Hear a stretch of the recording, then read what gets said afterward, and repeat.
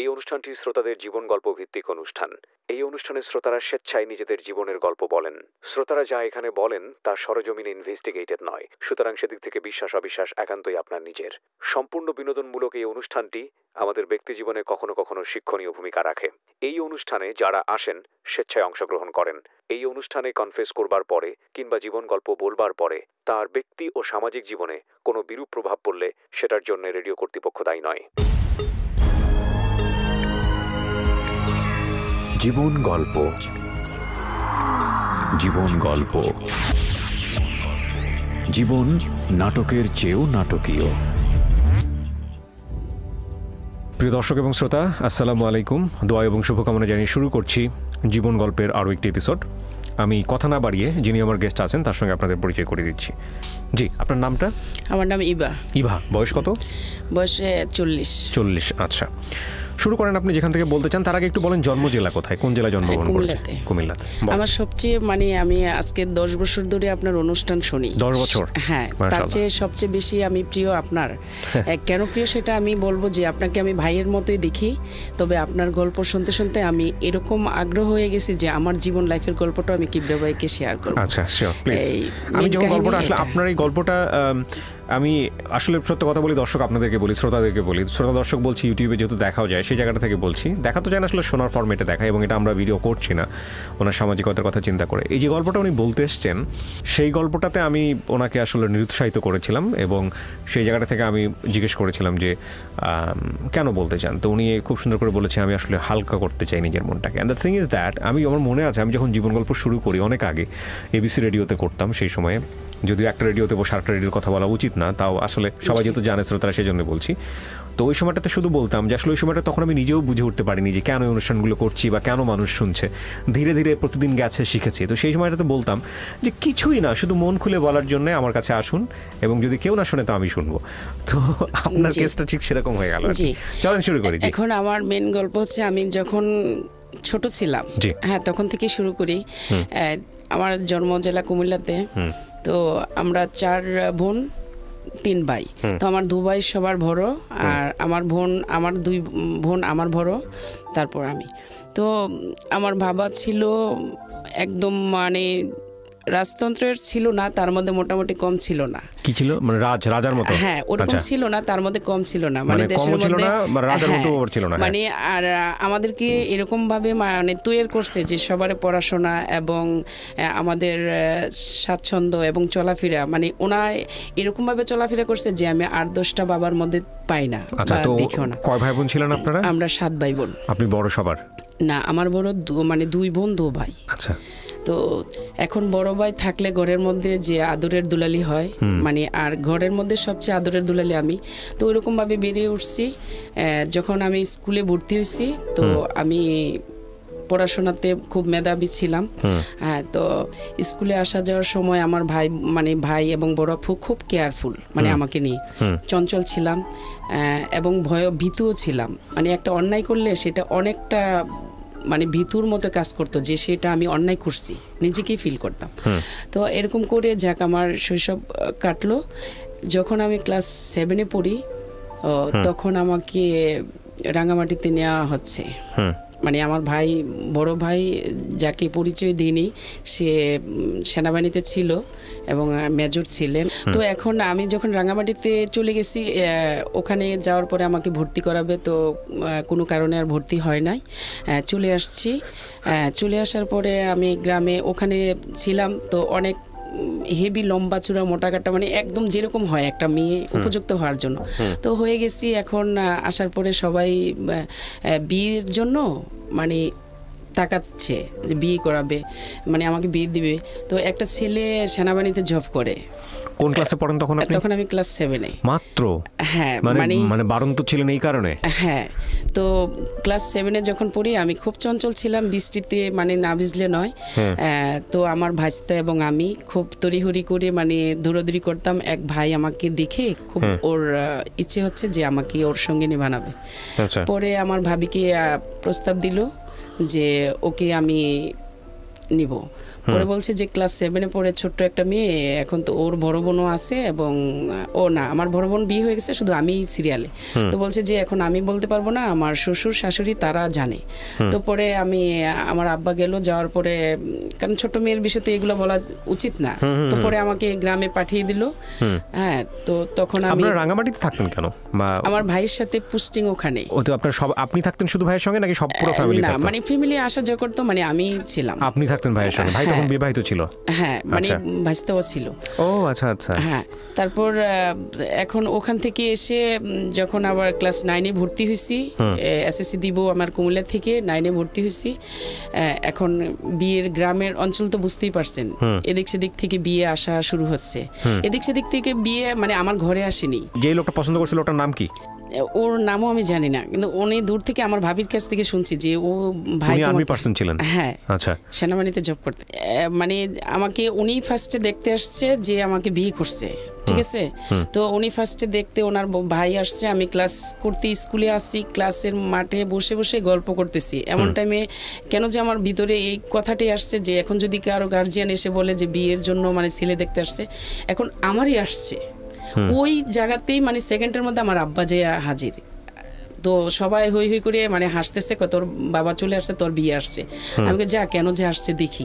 পরে এগিয়ে গেছি, কি হিসাববা তোমার মা অসুস্থ, চলো বাড়িতে। আর এন্দা মানে বাড়িতে মেহমান বসায় রাখছে, মানে আমাকে দেখতে আসছে। তো তারপর বাড়িতে এসে দেখি যে এই অবস্থা, রিক্সাতে বাজার টাজার, বলছি যে এত বাজার এত আম্মা অসুস্থ, বাসায় চলো তারপরে দেখবে। পরে বাড়িতে আসছি, আসার পরে দেখি যে তারা একদম বিয়ের ধুমধাম, ঠিক আছে। তখন দেখে চলে গেছে। পরে আমার আম্মা আমাকে প্রশ্ন করছে, পরের দিন স্কুলে যাচ্ছি, তখন ড্রেসিং টেবিলের সামনে আম্মা প্রশ্ন করতেছে যে তুমি কি বলো। আমি বলছি যে আমার ফার্স্ট মানে হচ্ছে আমার পরীক্ষা, আমি সাপ্টার মনে করি আমার পরীক্ষাটা, আমি পরীক্ষা দিব, এসএসসি পাস করব, তারপরে আমি ইন্টার যাব, তারপরে এটা তোমাদের মানে ডিসিশন। আমি ইন্টার পাস করার পরে তোমাদের ডিসিশন। তো আমার আম্মারও ইচ্ছে ছিল যে আমাকে মানে পড়াশোনা করাবে। তো আমার আব্বার একটাই কথা যে আমি বিয়ে দিয়ে দেব, ঠিক আছে। তো বিয়ে দিয়ে দিব। এখন ওদের সাথে ফয়সালা ছেলে দেশের বাইরে থেকে আসছে, সৌদি থেকে, মানে স্বর্ণগয়না দিবে, ঠিক আছে। তো স্বর্ণগয়না দিবে, তার জন্য আমাকে মানে বিয়ে আমার বাবা দিয়েই দিবে। তো দিয়ে দিবে, আমার আম্মাও আমার বড় আপার বাসায় চলে গেছে, যাতে আমাকে ছাড়া তো আমার অ্যাবসেন্টে তো বিয়ে দিবে না। তারপরও আমার আব্বা কথা রেডি করে ফেলছে। এদিক দিয়ে ক্যান্টনমেন্টে আবার কোয়ার্টার পাইছে, আমার ভাই টেলিগ্রাফ পাঠাইছে যে আমি ইবাকে আর মানে আমার ভাবির কথা বলছে যে ওকে নিয়ে আসবো। আমি কোয়ার্টার পেয়ে গেছি। তো এখন আব্বা টেলিগ্রাফকে গুরুত্ব না দিয়ে বিয়া একদম ফাইনালি সেপ্টেম্বরের 5 তারিখে অলরেডি ডেট ফেলে দিছে এই 93-তে। তো বড় ভাই গেল, যাওয়ার পরে বলতেছে যে আমি তাদেরকে বৃহস্পতিবারে নিয়ে যাব। হ্যাঁ, পরে বলল যে না, ওর বিয়ে ঠিক হয়ে গেছে, তুমি আসতে হবে। কেন বিয়ে ঠিক হয়েছে, মানে একটুক বাচ্চা কেন বিয়ে দেবেন। পরে আমার ভাই মানে খুব করে চলে আসছে, 1 মাসের টাইম ছিল আর কি হাতে বিয়ের। পরে বিয়ে হয়ে গেল, আমার ভাইও গেল বিয়ে টিয়ে হয়ে। এখন ওদের বাড়িতে যাওয়ার পর কথাবার্তার মধ্যে ছিল যে আমাকে পড়াশোনা করাবে, ঠিক আছে। তো এখন পড়াশোনা আর করাবে না, ও দেশের বাইরে বিয়ের 7 দিন। আপনার বিয়ে হয়েছে? হ্যাঁ, বিয়ে হয়েছে। আচ্ছা, সেপ্টেম্বরের 5 তারিখে আমার 93-তে বিয়ে হয়েছে। তো আমাকে ও 3 মাস 7 দিন পর দেশের বাইরে চলে যাবে। এর মধ্যে কথা চলতেছে যে ছেলে কি করতো? দেশের বাইরে থাকতো। ছেলে দেশের বাইরে থাকতো? কোন দেশে থাকতো? সৌদিতে। আপনার চেয়ে বয়সের ডিফারেন্স কত ছিল? প্রায় 20 থেকে 15। আপনি তখন কোন ক্লাসে পড়েন? ক্লাস 10-এ? হ্যাঁ, 15 থেকে 16 বছর বয়স আপনার। আর ওর বয়স হলো 30 থেকে 32। হ্যাঁ, আচ্ছা। তো তখন আমাকে, আমি বলছি যে আমি পড়াশোনা করব, আমাকে মানে ওরকম ভাবে মানে ঘরে বলা হোক যে না, রুবি এখানে থাকবে না, সরি এবার থাকবে না, আমি করব। হ্যাঁ, পরে ওরা কি করলো, মানে পড়াশোনা করাবে না। হ্যাঁ, বিয়ের দিনের ঘটনা। আজকে আমাকে বিয়ে হয়েছে 2-2.5 ঘন্টা হচ্ছে, আমার মুখ দেখাইতে বলছে, ঠিক আছে। ওদের মানে একটা রুমের মধ্যে দিছে আমাকে মুখ দেখানোর জন্য, মানে সবাই শেষ দেখে যাবে। হ্যাঁ, সবাই দেখে যাবে এবং ওর সাথে আমাকে মিষ্টি মুখ করাবে, ঠিক আছে। ও তখন আমি তো আর জানি না, ও আমাকে 20টা টাকা দিছে হাতে, সেটা আমি জানি না, ঠিক আছে। তো আমি হাতে এইভাবে মানে টিস্যুর মতো। ছেলেকে দেখেছিলেন এর আগে আপনি বিয়ের আগে? হ্যাঁ, পছন্দ করেছিলেন? ছেলে দেখেছি, হয়তো আমি জানি না যে এটা ছেলে, আমি ভাবছি ওর বন্ধুকে যে এটা ছেলে, কারণ আমার বাবা তো আমাকে এরকম ছেলে ছাড়া বিয়ে দিবে না, ঠিক আছে। তারপরে বিয়ের দিন দেখছি যে না, যখন বরযাত্রী আসতেছে যে এই ছেলের কাছে আমি কিভাবে কবুল বলবো, তখন আমার মাথায় এলোমেলো হয়ে গেছে। কেন? কারণ এই ছেলে দেখতে একদম আনস্মার্ট এবং আপনার পছন্দ হয়নি, সোজা বাংলা হচ্ছে এটা। হ্যাঁ, তো তারপরও যাক আমি মেনে নিচ্ছি, চলতেছি। এখন আমার যখন আমাকে মুখ দেখাইতে দিছে, ও 20টা টাকা যে আমার হাতে দিছে সেটাও জানি না, 5 লাখ টাকা সেটাও জানি না, ঠিক আছে। ও আমাকে 20 টাকা হাতে দিয়ে ও আমাকে বলতেছে, মানে নানান মন্তব্য প্রশ্ন করতেছে, যেটা প্রথম দেখাতে হয়। তো আমি চুপচাপ বসে আছি। যখন ফজরে আজান দিছে, ও আমার পিছনে একটা লাথি দিয়ে একদম হামাগুড়ি দিয়ে আমাকে ফেলে দিয়ে চলে গেছে 20টা টাকা হাতে থেকে নিয়ে, ঠিক আছে। মানে এটা কি বাসর রাতের গল্প বলতেছেন আপনি? না, এটা প্রথম দিন, মানে বিয়ের প্রথম দিন রাত্রে, বিয়ের প্রথম দিন রাত্রে তো 2-2.5 ঘন্টা পরে। আমি একটু শেষ করি। বিয়ের প্রথম দিন রাত্রে তো আমরা যত জানি বাসর রাত না, ওইটা ওইভাবে এখনকার মতো হয় নাই, মানে 3 দিন পরে হইছে। আচ্ছা, না আমি তাহলে ওই রাতটা কি ছিল? সবাই আসা যাওয়া করতেছিল? হ্যাঁ, সবাই আসা যাওয়া, মানে আমাকে ছেলের মুখ দেখাবে, ছেলেকে আমার মুখ দেখাবে, মানে মিষ্টি মুখ করা, এটা মানে আমাদের গ্রামের চাল। আচ্ছা, এই আপনি তখন আপনার বাড়িতেই ছিলেন? হ্যাঁ, আমাদের বাড়িতেই ছিলাম। 2-2.5 ঘন্টা হয় বিয়ে হয়েছে। আচ্ছা, ওদের বরযাত্রীও মানে এখানে মানে কিছু লোক আছে, কিছু লোক চলে গেছে। তো তখন আমাকে মানে এসে আপনাকে আলাদা রুমে কথা বলতেছিল, কথা বলতে দিছে। তো সবাই মিলে মিষ্টি খাওয়াবো। তো আমাকে ও 20টা টাকা হাতে থেকে টান্দা নিয়ে পিছনে একটা লাথি দিয়ে মানে আমাকে একদম হামাগুড়ি দিয়ে ফেলে দিছে। আমি তো কেন এটা করলো আমি নিজেও জানি না সত্যি, কারণ ওর তো 2.5 ঘন্টা হয়েছে বিয়ে হয়েছে, ওর সাথে তো আমার কোনো আগেরও কথা নেই, এখনো কথা কিছু জিজ্ঞেস করতেছিল যে অ্যানসারটা এরকম জিজ্ঞেস করতেছিল? আমি কিছুই জিজ্ঞেস করি নাই। না, ও জিজ্ঞেস করতেছিল কিছু? ও আমাকে মানে বলছে যে এখানে শো, মানে এটাই বলছে। ও আচ্ছা আচ্ছা, আপনি রাজি হননি? এগুলো না, এগুলো তো আমার কমন নেই বা আমি এগুলো বুঝি না, আইডিয়া নাই। হ্যাঁ, তো পরে ও আমাকে হামাগুড়ি দিয়ে ফেলে দিছে, ফেলে দিয়ে তো ও দরজা খুলে চলে গেছে। পরে আমি আমার খালাতো বোনকে বললাম যে এটা কি করলো, মানে এটা কেন হলো? পরে বলছে চুপ, বা মানে বাসা বড় মানে প্রায় ওদের বাড়ি আমাদের বাড়ি, আমার আপুদের বরযাত্রীও ছিল, মানে 1500 মানুষ। বলছে যে সবাই শুনবে, চুপ, আমি এটা পরে দেখছি।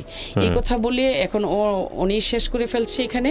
তো পরবর্তীতে 3 দিন পরে মানে ওদের বাড়িতে আমাকে নিবে, ঠিক আছে। 3 দিন পরে নিবে। ওদিনকে সকাল বেলায় মানে জামাইরা একটা বাজার করে, ঠিক আছে, সামথিং বাজার করে আসছে, এসে তারপরেও আমাকে বলছে যে ও ঘুমাইতে বলতেছে আমি একটু ঘুমাবো।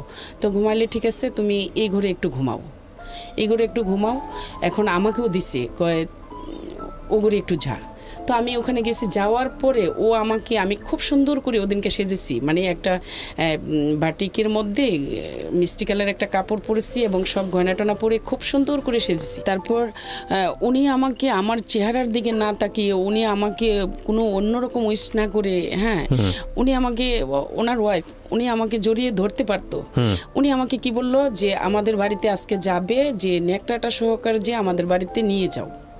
নেকড়া কি জিনিস? মানে একদম ফার্নিচার থেকে ধরে টোটাল একদম মানে কিচেনের নেকড়া পর্যন্ত যে আমি তাদের বাড়িতে নিয়ে যাই। আচ্ছা, আমি একদম তখন কথা ছিল যে আমরা ভেঙে ওকে নিয়ে যাব, একটা টাকার কিছু আপনারা দিবেন না, বা খরচও আমরা, বরযাত্রী খরচ আমরা দিব।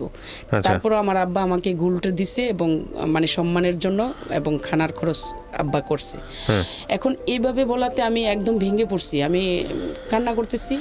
পরে সবাই চলে আসছে, ও বের হয়ে গেছে। পরে বলতেছে কি হয়েছে, ও কান্না করতেছে কেন? ওর হয়তো আমাকে পছন্দ না সেজন্যে। হ্যাঁ, পরে আমি বললাম যে না, মানে ও আমাকে মুখটা চেপে দিয়ে পরে চলে গেছে। তো আমিও ওর সম্মানের দিকে তাকাই আর কিছু বললাম না, ঠিক আছে। না বলে আমি ওদের বাড়িতে গেছি। বাড়িতে যাওয়ার পর থেকে দেখি যে মানে গ্রাম অঞ্চল, এটা ওটা বলা হচ্ছে। তো তারপরের দিন আমার 2 দিন পরে আবার আমাদের বাড়িতে আসছি। আসার পর মানে খুব সিনক্রেট করে যে তুমি এখন যে আমাদের বাড়িতে যাবে, তো মালামাল সবকিছু নিয়ে যাবে। তো আমি ওনাকে, এটা আমার হাজবেন্ড বলে। বিয়ের কয়দিন পরের ঘটনা? বিয়ের এটা 5 দিন পর। 5 দিন পরে আপনাকে মালামাল সব নিয়ে যেতে বলতেছে? মানে কি আপনার বাসায় মালামাল কি ছিল? আর মানে আমাদের মা এখান থেকে ফার্নিচার দিয়ে দেওয়ার কথা উনি বলতেছে, কিন্তু বিয়েতে কথা ছিল না যে যৌতুক, কিন্তু কথা ছিল না যে যৌতুক ওনাকে দিবে। তারপরে এখন আমিও নীরবে, একদম নীরবতা পালন করতেছি যে এখন আমি কি করব, আমার আব্বা কি প্রশ্ন করব, মানে কিভাবে করব, বা এখন ওনাকেও আমি কিভাবে কি বলবো। তো আমি নীরবতা পালন করতেছি। এর মধ্যে 8 দিন হচ্ছে মানে আজকে বিয়ের, আমাকে রেখে উনি টঙ্গী কলেজ গেট চলে আসছে। টঙ্গী কলেজ গেট চলে আসছে, আসার পরে 3 দিন পর আবার গেছে। তো আমি ওদের বাড়িতে যাব, উনি আজকেও আমার সাথে ওনাদের বাড়িতে যাবে না, ঠিক আছে, উনি ঢাকা চলে আসবে। টঙ্গী কলেজ গেট আসছে, তো আমি জানি যে উনি ঢাকা আসছে, ঠিক আছে। তো ওনার আবার বোনের জামাই কাস্টম অফিসার, ওদের বাসায় উত্তরা 7 নম্বরে, এখানে আসা যাওয়া হয়। তো এভাবে রানিং করতে করতে 3 মাস 7 দিন চলে গেছে। উনি বেশি সময়টা ঢাকা ছিল, আর আমার সাথে মানে ভেঙে ভেঙে থাকাতে প্রায় 15 দিন ছিল আমার সাথে। আচ্ছা, তো পরে আপনি ওর বাসাতে নাকি আপনার নিজের বাসাতে? আমি আমার শ্বশুর বাড়িতে এবং আমাদের বাড়িতে এইভাবে যাতায়াত। আচ্ছা, হ্যাঁ। তারপরে যখন নাকি দেশের বাইরে চলে যাবে, তো আমাকে আবার ঢাকা নিয়ে আসছে 1 মাসের জন্য। আমার এই যে ক্যান্টনমেন্ট আমার ভাই কোয়ার্টার পাইছে, ওখানে নিয়ে আসছে। এই নিয়ে এসেও এখানে সকালে চলে যায়, সকাল 8টার মধ্যে ঘুমের থেকে উঠে নাস্তা করে বা 10টার মধ্যে নাস্তা করে চলে যায় এই কলেজ গেটে।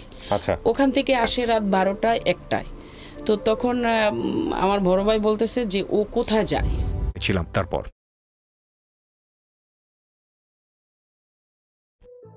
ও যায়টা কোথায়, মানে ওর তো কোনো কাজ নেই, এখন তো দেশের বাইরে চলে যাবে, ওর ওয়াইফের সাথে সময় দেওয়া এটাই ওর কাজ। ও কোথায় যায়? তো আমার ভাইও বলছে যে ও খারাপ একটা ছেলে। তখন খারাপ একটা ছেলে মানে কি, মানে হুট করে বলে ফেললো? একদম ফুট করে বলে ফেলছে। ওর চালচরণ দেখে যে সকালে যায় রাত্রে আসে, তখন বলছে যে ও একটা লুচ্চা, মানে ও কোথায় যায়, কোথায় সময় কাটায়। রাতের বেলা থাকতো না আপনার কাছে? জি, রাতের বেলা থাকতো না, খুব কম। আচ্ছা। তো তারপরে আমার ভাই মানে খুব কান্নাকাটি করতো যে আমার বোনটারে মানে আসলে আমার আব্বা কোথায় দিল।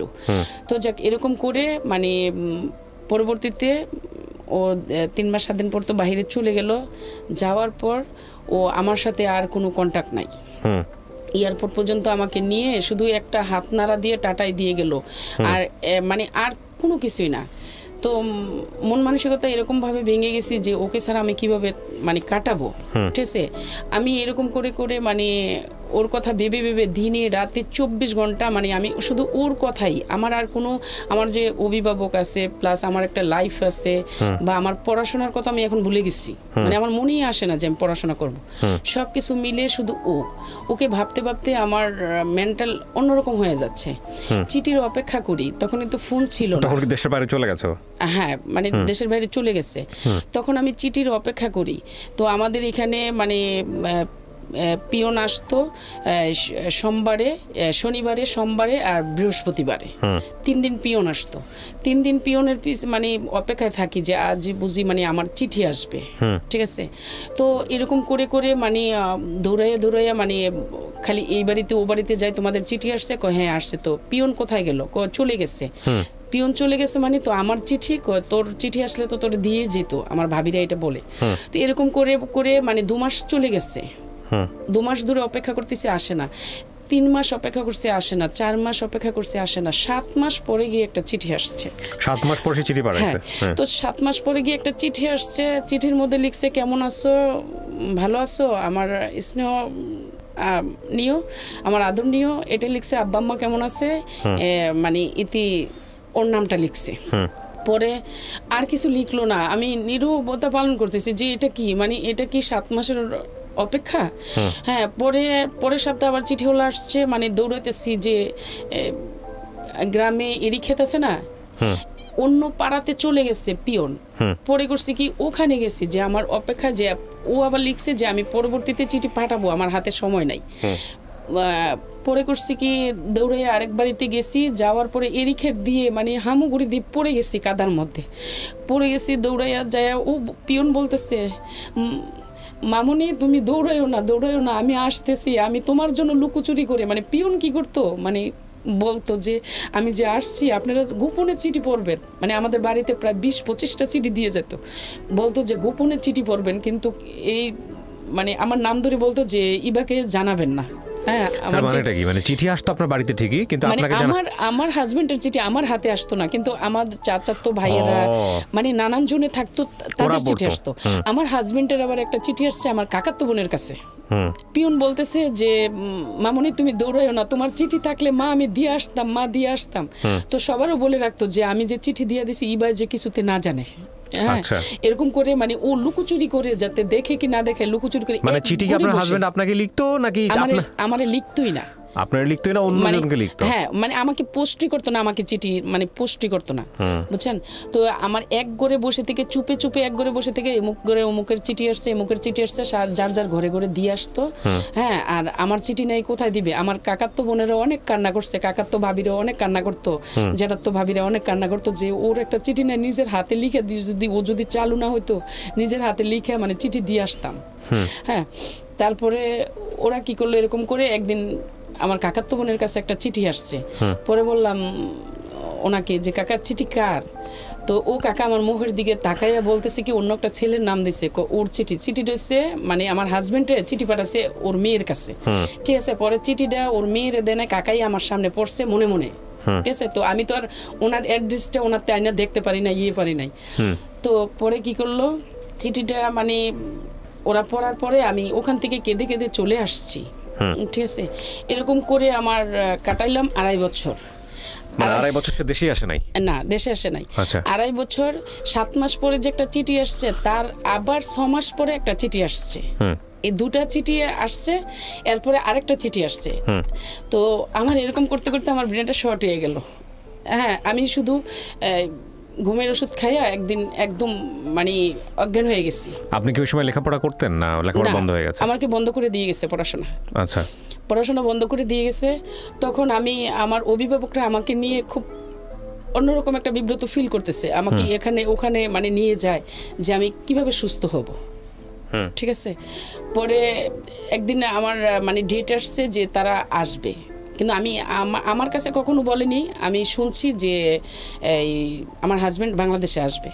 তখন আমার হাজব্যান্ড বাংলাদেশে আসবে এই কথাটা শুনে আমি যে কি আনন্দেতে আমি সবারে বলে বলে বেড়াইতেছি যে দেখো এখন আমার সুদিন আসছে, মানে আমার হাজব্যান্ড চলে আসবে, তোদের আসবে চিঠি আর আমার আসবে হাজবেন্ড, মানে এভাবে। তো সবাই বলে যে আরে পাগল রে পাগল, মানে ওর এখনো মানে লজ্জা শরম বলতে কিছু নেই, আর ছোট অল্প বয়সে মানে ওর এখনো কোনো ঘৃণা আসে না যে ওর হাজবেন্ড কেন ওকে চিঠি লিখে না, ওর কোনো ঘৃণা মানে একদম অল্প বয়স ছিল যেটা বলে। তারপরে ও কি করলো, ওরা মানে ও আসছে মানে সত্যি আমাকে জানে না, আর আমিও মানে ওর ভাই বোনও আমাকে বলে নাই যে ও আসবে।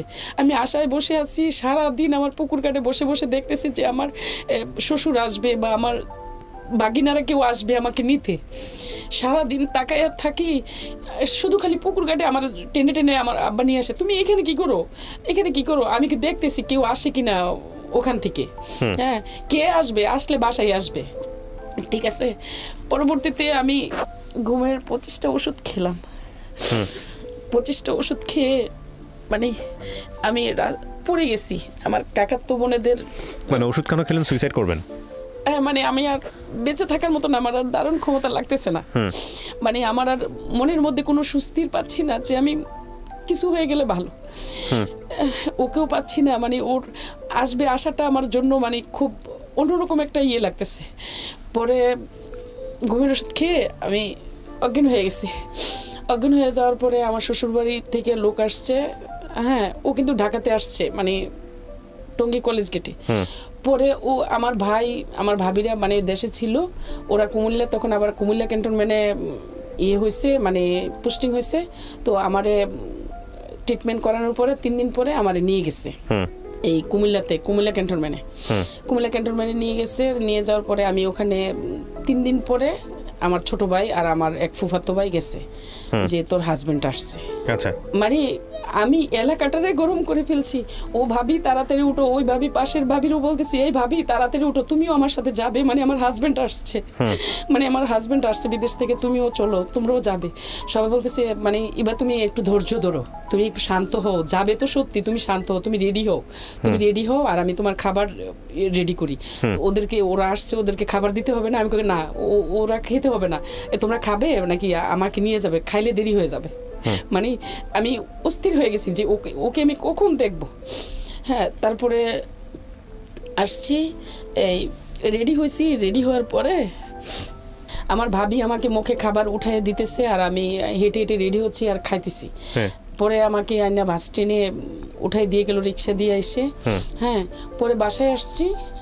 আমি বলছি যে আমি তো এইখানে যাব না, আমি আমার শ্বশুর বাড়িতে যাব। তো আমার আব্বাও বলতেছে যে ও এরকম পাগল হয়ে গেছে, মানে ও আত্মসম্মান বোধ কিছুই নাই। ও আসবে এক সপ্তাহ ধরে, ও এসে পড়ছে, এক সপ্তাহ হয় ও আসছে, এখনো ওকে খবর মানে আজও পর্যন্ত কেউ নিতে আসছে না। ও যে মানে কখনো না যায়, মানে আমার আব্বা আবার আমার সিফাইবাক আমার বোন থাকে, ওখানে চলে আসছে, ওখানে চলে এসে যে একেবারে থেকে তো আমার অর্ডার ছাড়া যাবে না। তো পরে 4 দিন পরে আমি কুমিল্লাতে আসার 3 দিন পর আমার চাচা শ্বশুর আসছে আমাকে নিতে। আমার চাচা শ্বশুরের দেখে আমি দৌড়াইয়া যে জড়াইয়া ধরে বলতেছি, বাবা মানে শাহেদ কি আসছে? হ্যাঁ। পরে বলতেছে যে হ্যাঁ আসছে তো, আজকে 1 সপ্তাহ হয়, ঢাকা থেকে আসছে পরশুদিন। পরে আমি যাই তড়িঘড়ি করে, আমি তো আগেই ব্যাগ গুছিয়ে রাখছি যে আমি তাদের বাড়িতে যাব। যাবারের পর মানে আমার আম্মা বলতেছে তোমার আব্বা তো নিষেধ করে গেছে যে তুমি যাবে না। আমি গো তোরে নিষেধ, আমি তো বিয়ে বই না, আমার বাবাই তো আমাকে বিয়ে দিছে, তাহলে এখন কেন না করে যাবে? আমি যাব, ওকে দেখব। পরে বাড়িতে মানে গেছি, যাওয়ার পর আঞ্চলিক ভাষায় মানে আমার শাশুড়ি আমাকে বলতেছে হাইয়ের পাগল হয়ে গেছে, দৌড়ে আসছে, ওরে যে যাইয়া আনতে হবে ওইটা দেখছে না, বেড়ার কথা শুনছে, দৌড়ে এসে পড়ছে। আমি আর এগুলাতে কোনো কান নেই। যাইয়া ও সিলিংয়ের উপরে উঠে আসে, লাকিসেতে কি যে নামাইতেছে, সিলিংয়েতে নিচে নামছে, পরে আমি ওরে জড়াইয়া যাই, মানে সবার সামনে জড়াইয়া ধরছি, মানে কেমন আছো। কত বছর পরে এটা? 2.5 বছর পর। 2.5 বছর পর। আচ্ছা। পরে জড়াইয়া ধরছি ওকে সবার সামনে, ওর মানে ফুফাই শাশুড়িরা, চাচা শ্বশুররা, ওর বাবা মানে ওর মারা, মানে ওর বোনের জামাই, সবাই এখানে সবার সামনে জড়াইয়া ধরছি যে কেমন আছো। ও আমাকে ধাক্কা মেরে মানে ফেলে দিল। ধাক্কা মেরে ফেলে দিল। পরে আমি কি করলাম যে ওকে দেখছি না, মানে মনে হচ্ছে কি আমার অশান্ত মনটা একদম শান্ত হয়ে কলিজাটা একদম শীতল জায়গায় বসে গেছে যে ওকে দেখছি। পরে আমি বারবার উকি ঝুঁকি মারি যে আমি তো ওকে মানে ইয়ে করলাম, হ্যাঁ দেখছি তো, ও তো আর এদিকে আসে না। পরে আমার শাশুড়ি আমাকে রান্না করতে দিল, আমি রান্না করতেছি, আমার অস্থিরতা বেড়ে আবার যাচ্ছে যে ও কেন এদিকে আসে না, ও কেন এদিকে আসে না। হ্যাঁ, পরবর্তীতে ওকে কি করলাম, মানে ওর ভাগিনারে দিয়ে, মানে আমার ভাগিনার দিয়ে খবর দিছি যে তোমার মামাকে একটু আসতে বলো। তারপরও আসে নাই, ঠিক আছে। পরে রাত্রে 10:30 বাজে খেতে গেছে, 10:30-10টার মধ্যে খেতে বসছে। পরে ও আমার দিকে একবারও তাকায় না। পরে কাঁঠালের বিচি দিয়ে আমার শাশুড়ির সামনে আমি ওর উপরে ঢিল মারতেছি যে উনি আমার দিকে তাকায়। ও কাঁঠালের বিচিগুলো নিয়ে পকেটে রাখতেছে। পরে ও নিচে নুয়ে মানে নিচের দিকে তাকিয়ে খেয়ে চলে গেছে পাশের রুমে। চলে যাওয়ার পরে আমি কান্না করতেছি যে এ কি, মানে ও তো পাগলের মতো, যে এক্সপেক্ট করছিলাম সেই এক্সপেকটেশন মিলতেছে না। হ্যাঁ না। পরে ও যে 3 দিন মানে ওর 1 সপ্তাহ হয়ে আসছে, আইসা কলেজ গেটে মানে 3-4 দিন ওর মামির সাথে মানে রিলেশন ছিল ওর মামির সাথে, তো ওগুলো জানছি, ও তখন এগুলো জানা হয়ে গেছে। তারপরে ও কি করলো, মানে আমার দিকে তাকায় না, ওর রুম মানে ওর বাবার রুমে চলে গেছে। ওর বাবার রুমে খাইয়াই যে ওর সব সময় এখনো এই কাজটা আছে, মানে খাওয়ার পরে ও গন্তব্যে ঘুমায় যাবে। তো ও করছে কি, ওর বাবার খাটে পড়ে ঘুমাচ্ছে, আর আমি আমার জালের সাথে মানে শুয়ে আছি। তো শুয়ে আমার তো আর আমি 20-25 দিন ঘুমাইনি। হ্যাঁ, শুয়ে আছি, শুয়ে আমার বুকের যন্ত্রণা এমনটা ভাবে বাড়তেছে যে মানে ও আসেনি, সেটাই ছিল, গিয়ে আসবে, আর এসে যা দেখতেছি সেটা অনেক ভয়ঙ্কর রকম। মানে ওই রুমে ঘুমাচ্ছে আর আমি এখানে, রাত 2:30 বেজে গেছে। পরে আমার শাশুড়িদের জালেদেরও বিবেক নেই যে ওরা তো হাজব্যান্ড ওয়াইফ, মানে এত বছর পরে আসছে, বা ছেলের তো অনেকটি দোষ। তো 8 দিন ঢাকা ছিল, 5 দিন ঢাকা ছিল, তো এখন ওরে আমি মানে ওদের ঘরে দিই। হ্যাঁ, 2:30 যে বাজলে পরে বলতেছে এই উঠে তোদের রুমে তোরা যা। পরে 2:30 বাজে উঠে ওর ঘরে চলে গেছে, বলতেছে এই মনির মা পানি নিয়ে আসো, পানি নিয়ে যাও, মানে নিয়ে এসো 1 জগ। এটা বলার পরে আমি 1 জগ পানি নিয়ে ওদের ঘরে মানে ওই রুমে গেলাম। হ্যাঁ, একটু কাদা পাড়াইয়া মানে অন্য ঘরে যেতে হয়, তো অন্য ঘরে গেছি। যাওয়ার পরে ওর কাদা মাখা পা গুলা আমি ও জগের পানিটা দিয়ে মানে ধুলাই করে দিছি। ধুলাই করে দিয়ে আমার আঁচল দিয়ে ওর পা গুলা মুছে দিছি, হ্যাঁ মুছে দিয়ে তারপরে ও গিয়ে একদম শুয়ে পড়ছে। শুয়ে আমিও পাশে শুয়ে আছি, শুয়ে পড়ে ও বলতেছে আমি কার জন্য কষ্ট করলাম, কার জন্য বিদেশ করলাম, আমি কার সুখের জন্য বিদেশ করলাম। তখন আমার আস্তে আস্তে অন্যরকম একটা জিদ বাড়তেছে, কারণ ও তো আমার জন্য কষ্ট করছে যে ও আমাকে ছেড়ে ওখানে ছিল, হ্যাঁ তো ও আমার জন্য বিদেশ করছে, আমার সুখের জন্য। ও তো আমার সুখ কখনো চায়নি। ও তো আমার 3টা চিঠি দিছে 2.5 বছরে, 3টা চিঠি দিছে। আর ও তো সারা রাত 2:30 বেজে গেছে, এখন মাত্র আসছে। এসে ও তো আমার সাথে কোনো কথাই বলে নাই। ও 8 দিন হয় বাংলাদেশে আসছে। আসার পরে আমার 3 দিন 5 দিন ঢাকা ছিল, 3 দিন পরে বাড়িতে আসছে, তারপরে গিয়ে আমাকে আনছে। এই জিদগুলো আমার ভিতরে এখন চলে আসতেছে। হ্যাঁ, পরে আমি নিজে নিজে একটু ফুলতেছি, অন্যরকম একটা মুড নিতেছি যে কেন এগুলা। হ্যাঁ, পরে আমিও চুপচাপ করে কান্না করতেছি। পরে ওর আর কিছু বললো না, ও আমার কান্না দেখে পরে আমাকে একটু জড়ায় ধরে বলতেছে যে কষ্ট হয়েছে তোমার অনেক, তাই না? হ্যাঁ, যে 2.5 বছর ছিলে আমাকে ছাড়া। তখন মনে হচ্ছে কি ও যে জিদগুলা না আমার চলে গেছে। ও যে বলছে যে কষ্ট হয়েছে আমাকে ছাড়া, হ্যাঁ জিদগুলো চলে গেছে। পরে সকালে হবে 6টা 7টার দিকে, 6টা 5:30টার দিকে সকাল হবে, ঠিক আছে? ও আমাকে যখন 2:30 বাজে গেছি না, 3টার সময় আমাকে ও পুকুরঘাটে নিয়ে গেছে। 3টা বাজে পুকুরঘাটে নিয়ে গিয়ে পরে বলতেছে, পুকুরঘাট থেকে বাসায় এনে বলতেছে ও ঘুরে চলে যাও। তো আমি ওই ঘুরে চলে যাব, ওর সাথে প্রতিবাদ করার মতো মন মানসিকতা আমার নাই এবং সাহসও নেই। পরে আমি ওই ঘুরে চলে গেছি। ওই ঘুরে চলে গিয়ে আমার শাশুড়ি দরজা ধাক্কাইতেছি, দরজা খুলতেছে না। তো আমি চুপচাপ করে এই যে ওটাতে বসে আছি। পরে নামাজের জন্য লোক যেতেছে, দেখতেছে আমাকে, আমার নিজেরও একটা খারাপ লাগতেছে যে আমি এখানে বসা, মানুষে কি ভাববে। হ্যাঁ, পরে বলতেছি মা একটু দরজাটা খুলেন না, আজান দিয়ে দিতেছে, একটু দরজাটা খুলেন, নামাজ পড়বেন না। পরে দরজা খুলছে, খোলার পরে কয় তুমি এত সকালে আসছো এটা বল না, কয় তুমি কি আইসা পড়ছো কেন? পরে আমি যাইয়া ওই আমার জালের খাটে আমি শুইয়া ঘুমাইতেছি, ঠিক আছে না, কাজকর্ম করছি সকালবেলা, যা যা কাজ থাকে। যৌথ পরিবার ছিল, সবাই মিলে একসঙ্গে থাকতো? হ্যাঁ, আমার বড় যারাই কথা বলতেছি, ও যা সিলেট ছিল, এমনি বেড়াতে আসছে, দেবর আসছে শুনে আসছে, আর যৌথ পরিবারই ছিল। তো এখন সকালবেলা যা যা কাজ করার কাজ করতেছি। ও 10টা বাজে ঘুম থেকে উঠে আসছে। হ্যাঁ, 10টা বাজে এসে ওর মতো গোসল টোসল সেরে ওর মতো ও আছে, ঠিক আছে? তো আমার আর খবর নেই। ও সকালবেলা আবার পাশের গ্রামে বিশাল বড় হাট, ওখানে চলে গেছে। ওখান থেকে রাতে দুপুর 3টা 3:30টার দিকে আসছে। হ্যাঁ, সকালের ভাত খেয়ে চলে গেছে।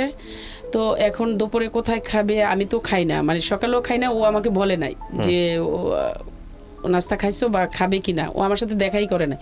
তো আমার এমনও ওরে দেখে খিদাও নাই।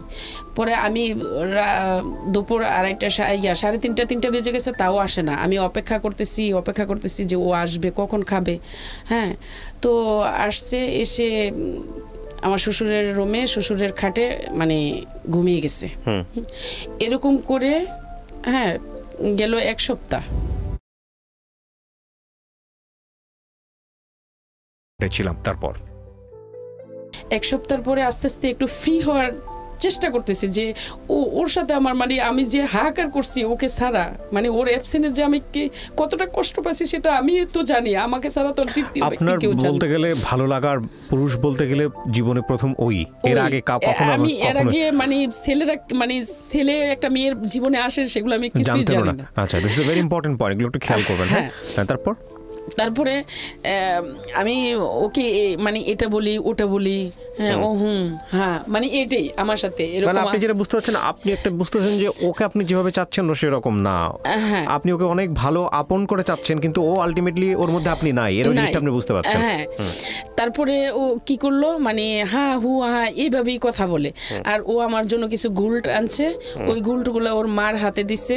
তো ওর মা আমাকে দেয় না, তো বলতেছে আমি তোমার জন্য কিছু গুল্ট নিয়ে আসছি, এটা আম্মার কাছে দিছি, তো আম্মা তো এখন একটু ব্যস্ত, পরে দিবে। তো আমি সমস্যা না, আমার গুলটা চাই না, আমি চাই তোমাকে, তুমি আসছো সেটা আমার জন্য সম্পূর্ণ চাওয়া পাওয়া। আমি গুলটা দিয়ে কি করবো? আগের গুলোটাই তো পড়ি না। তো তারপরও দেখি যে ও ইমোশনাল হয়ে আমাকে একটা কিছু বলে না। আমি অনেকটা বোকা ছিলাম, এখনো ওরকম বোকাই, সরল মনের মানুষ আমি। তারপরে কি করলো, ও আমাকে মানে বাড়িতে কাজ করতেছে, ওদের কিছু ফর্মালিটি কাজ ছিল মেরামতের বিল্ডিং এর বাউন্ডারির, ওগুলা কাজ টাজ করতেছে। তো আমার পাশের গ্রামের লোক না মানে এই টাঙ্কি, তারপরে ওয়াশরুম, কিচেন এগুলা মানে তৈরি করতেছে ঘরের বাউন্ডারি।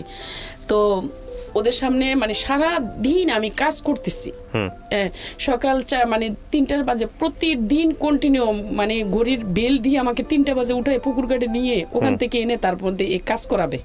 হ্যাঁ, সকাল মানে রাত 3টা থেকে আবার 12টা 1টা বেজে যায়, 1:30টা বেজে যায়। আমি ওর সাথে রাত্রে মানে আধা ঘন্টা 20 মিনিট সময় পাই। হ্যাঁ, তখন ও কি করে সারাদিন কাজ করে, তো ওই ছেলেরা দেখতেছে, মানে মিস্ত্রি ছেলেরা প্রায় 7 জন ছেলে, ওরা দেখতেছে। আবার ওর আমার রিলেটিভের মধ্যে পড়ে ওরা। আচ্ছা, হ্যাঁ, আমার এক কাজিনের মানে দেবর বাসুর ওরা।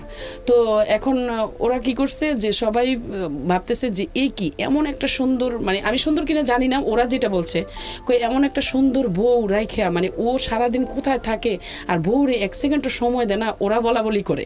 ঠিক আছে, তো একদিন করছে কি, আমার এমন মানে মাথা ব্যথা, বমির বেগ, আমি রান্না করতেছি, এখন পড়ে গেছি, এই বটি দিয়ে মাছও কাটতেছি, রান্নাও করতেছি, ঠাস করে পড়ে গেছে। হ্যাঁ, পড়ে গেছি এখানে, কারণ আজকে 20-25 দিন ধরে কোনো ঘুম নেই আমার, খাবার দাবার নেই। আমি মানে আলটিমেটলি ও টেনশন। হ্যাঁ, আমি 10-12 দিন হয়েছে আমি কোনো খাবারই খাই নাই। ঠিক আছে, কোনো পানিও আমার পিপাসা পায় নাই ওকে দেখে।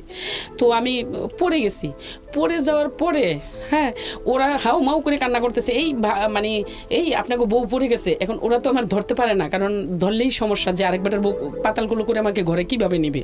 হ্যাঁ, হাউ মাউ করে ওরা চিৎকার মানে শুরু করছে, এই আপনাদের বউ পড়ে গেছে। এগুলো পরে শুনছি আমি যেটা, হ্যাঁ আপনাদের বউ পড়ে গেছে। পরে ওই করছে কি, আমাকে আমার হাজব্যান্ড আর কি মানে কোলে করে আমাকে কিচেন থেকে আইনা বেডরুমে শোয়াইছে।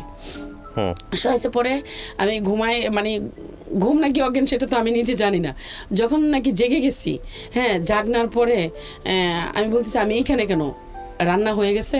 তখন আমার শাশুড়ি বলতেছে তাই ঢং আর পছন্দ হয় না, তাই ঢং শুরু হয়েছে। বাহিরের থেকে একটা রড এনে আমার হাজবেন্ড, আর কোনো কথা নেই, উত্তমাত্তম মানে 7টা লেবারের সামনে, বাড়ি ভরা মানুষের সামনে উত্তমাত্তম রড দিয়ে, আমি মাত্র ঘুম থেকে উঠে খালি বলতেছি আমি এখানে কেন, রান্না শেষ হয়ে গেছে। মানে রড দিয়ে ইচ্ছা মতন করে সমস্ত শরীরে ক্ষত বিক্ষত করে ফেলছে। আমি চিৎকারও করি না, যে আমার নিজের প্র্যাকটিসের জন্য এই ফার্স্ট টাইম আমাকে মারতেছে। এবং আমার রিলেটিভ ওদের জন্য মানে ওরা শুনবে। হ্যাঁ, বাড়ি ভর্তি মানুষ আপনার গায়ে হাত তুললো কিভাবে? বাকি সবাই কি কোথায় ছিল? আপনারা খালি এইটাই মানে খেয়াল করবেন যে মানে ও কাজটা কি করতেছে। মানে তারপরে হাত তুললো কেন? হাত তুললো গায়ে মানে শুধুই আমি জানিও না কেন হাত তুললো। মানে আমি বললাম না যে আমি ঘুম থেকে উঠে মানে বলতেছি যে আমি এখানে কেন, রান্না কি শেষ? ঘুম ছিল এটা নাকি মানে সেন্সলেস ছিল? সেন্সলেস হয়ে গেছি। ও যে বললাম যে কিচেনে পড়ে গেছিলাম, আর সবাই বলতেছে যে বটিটার উপরে, ভালো তো পড়ি না, বটিটাও এত বড় ছিল। আচ্ছা, এক বিশাল বড় বটি ছিল, যে বটিটার উপরে পড়লে তো একদম মানে বুক ছিঁড়ে মানে বটি পিঠ দিয়ে বের হয়ে আসতো। মানে সবাই এটা বলতেছে। তো পরে বলতেছে মানে এইভাবে বাইরে ও মানে ওর সদরে চলে গেছে।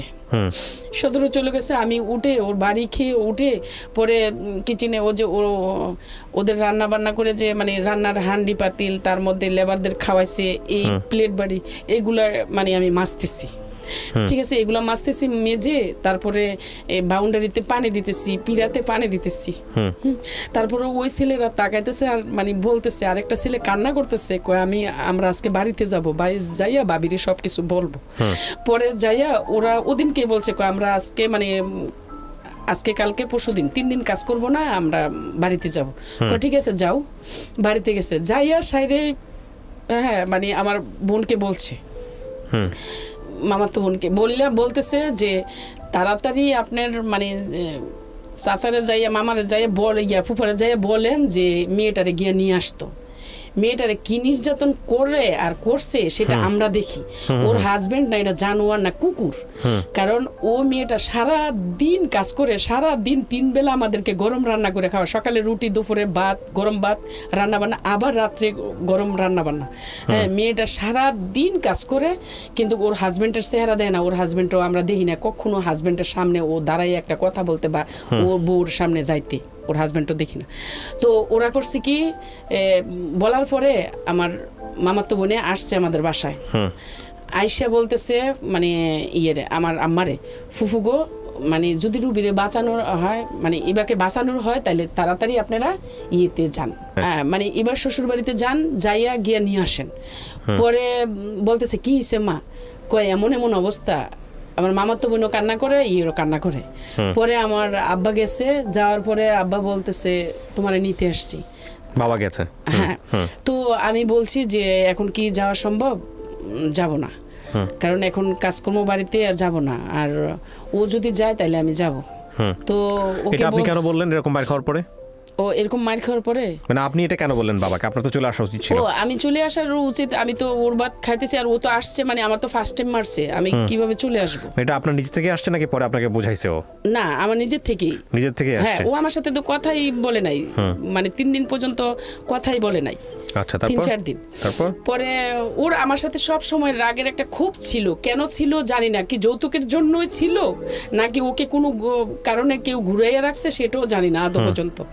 হ্যাঁ, তারপরে ও কি করলো, মানে ওকে যা বলছে, আমার আব্বার সাথে খারাপ ল্যাঙ্গুয়েজ, মানে খুব কড়া মিজাজে বলছে যে না যাওয়া যাবে না, আপনার মেয়েকে নিয়ে যান।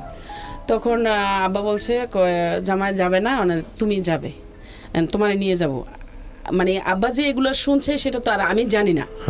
হ্যাঁ, তো আমাকে নিয়ে যাবে। পরে আমি বলছি যে না আমি যাব না। কয় না তুমি এখানে থাকলে মারা যাবা। আমি কিসের মারা যাব? কয় তোমারে এরকম এরকম করে নাই। আমি কই না।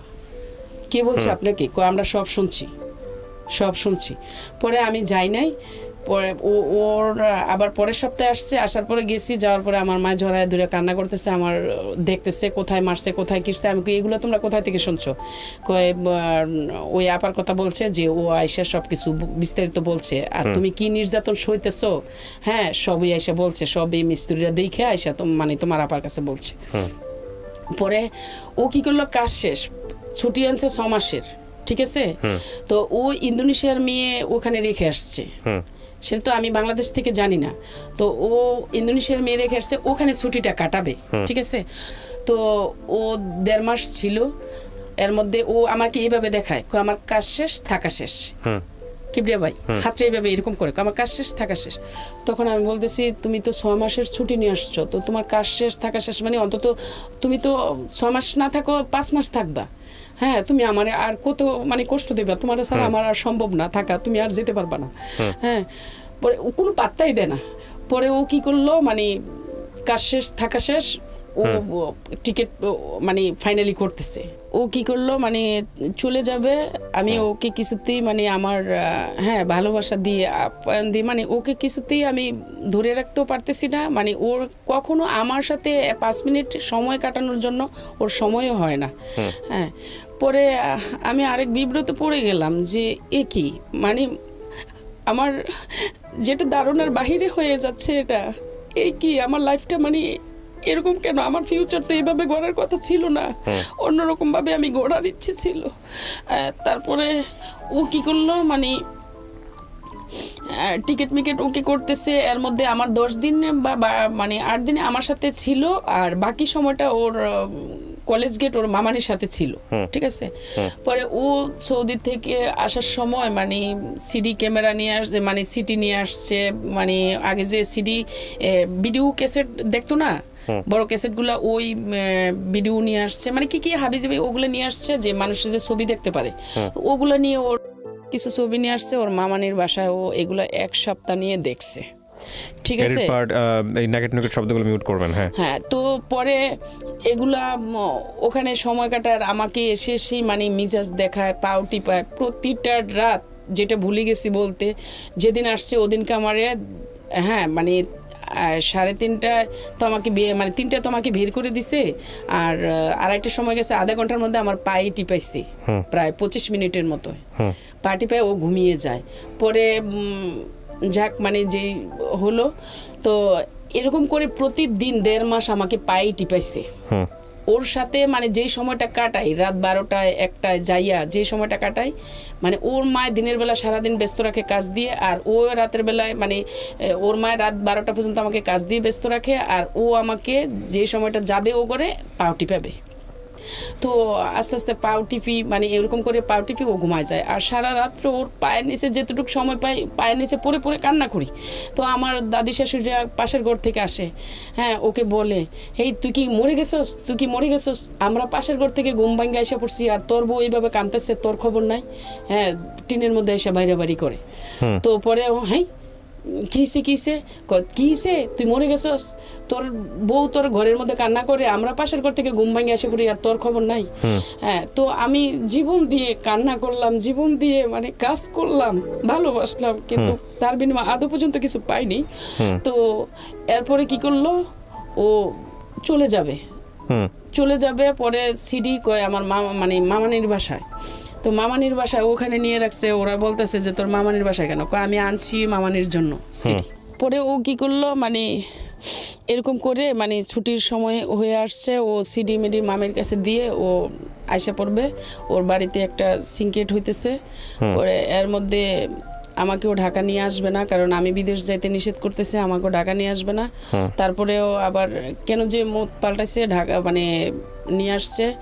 আনার পরে আমি যেদিন ওর ফ্লাইট, ওদিনকে সকালবেলায় আমাকে কাপড় আয়রন করতে দিছে। তো আমার তো এখন কাপড় আয়রন করার মন মানসিকতা না, ওকে কিভাবে ধরে রাখবো, ওর ফ্লাইটটা আমি কিভাবে মিস করবো, আমার কল্পনা হয়েছে ওইটা, ঠিক আছে। তো ও কি করছে, মানে ওর শার্ট পরে ফেলছি। তো আমি ওর বোনকে বলতেছি, দেখেন না আপু, আমাকে মানে এটা দেওয়া কি ঠিক হয়েছে? মানে ওর শার্টগুলো তো ওখানে যাই আয়রন করতে পারতো, বা আমার এখন মন মানসিকতা ভালো না, এখন ওর কাপড়টা যে পুড়ে গেছে, ও আমার এসে ঠাস করে গালে একটা বসাই দিছে। মানে কথায় কথায় গায়ে হাত তুলতো? হ্যাঁ, একদম কথায় কথায় মারতো, গায়ে মানে হাত বসা দিছে, মানে চলে যাবে, এই যে এখন এই শার্টটা আয়রন হইলে পরে মানে খাবার দাবার সব কিছু শেষ, চলে যাবে এখন, ঠিক আছে। তো গালে বসাই দিছে। পরে আমি বলতেছি যে এখনো কি এটা মানে দরকার ছিল? হ্যাঁ, পরে ওর বোনে কয় যে তোর কি মানে এটা উচিত হয়েছে? পরে ও আমাকে এয়ারপোর্ট নেবে না, ঘর একটা রুমের মধ্যে একটা বেডরুমে আটকায় পিছন দিয়ে সিটকানি লাগায়া ওই এয়ারপোর্ট চলে গেছে। আমি হাও মাও করে কান্না করতেছি যে আমি 1 সেকেন্ড শুধু কথা বলবো, মানে এভাবে কান্না করতেছি বলতেছি। পরে ওরা আমার মায়ের সিটকানি খুলে দিছে মতন ও তো এয়ারপোর্টে চলে গেছে। আমি মেন গেট আবার লক করে রাখছে বাহির দিয়ে, যাতে যেতে না পারে, হ্যাঁ না যেতে পারি। আমি করছি কি বেলকনি দিয়ে লাফ দিছি, বেলকনি দিয়ে লাফ দিয়ে একদম গ্যারেজে পড়ে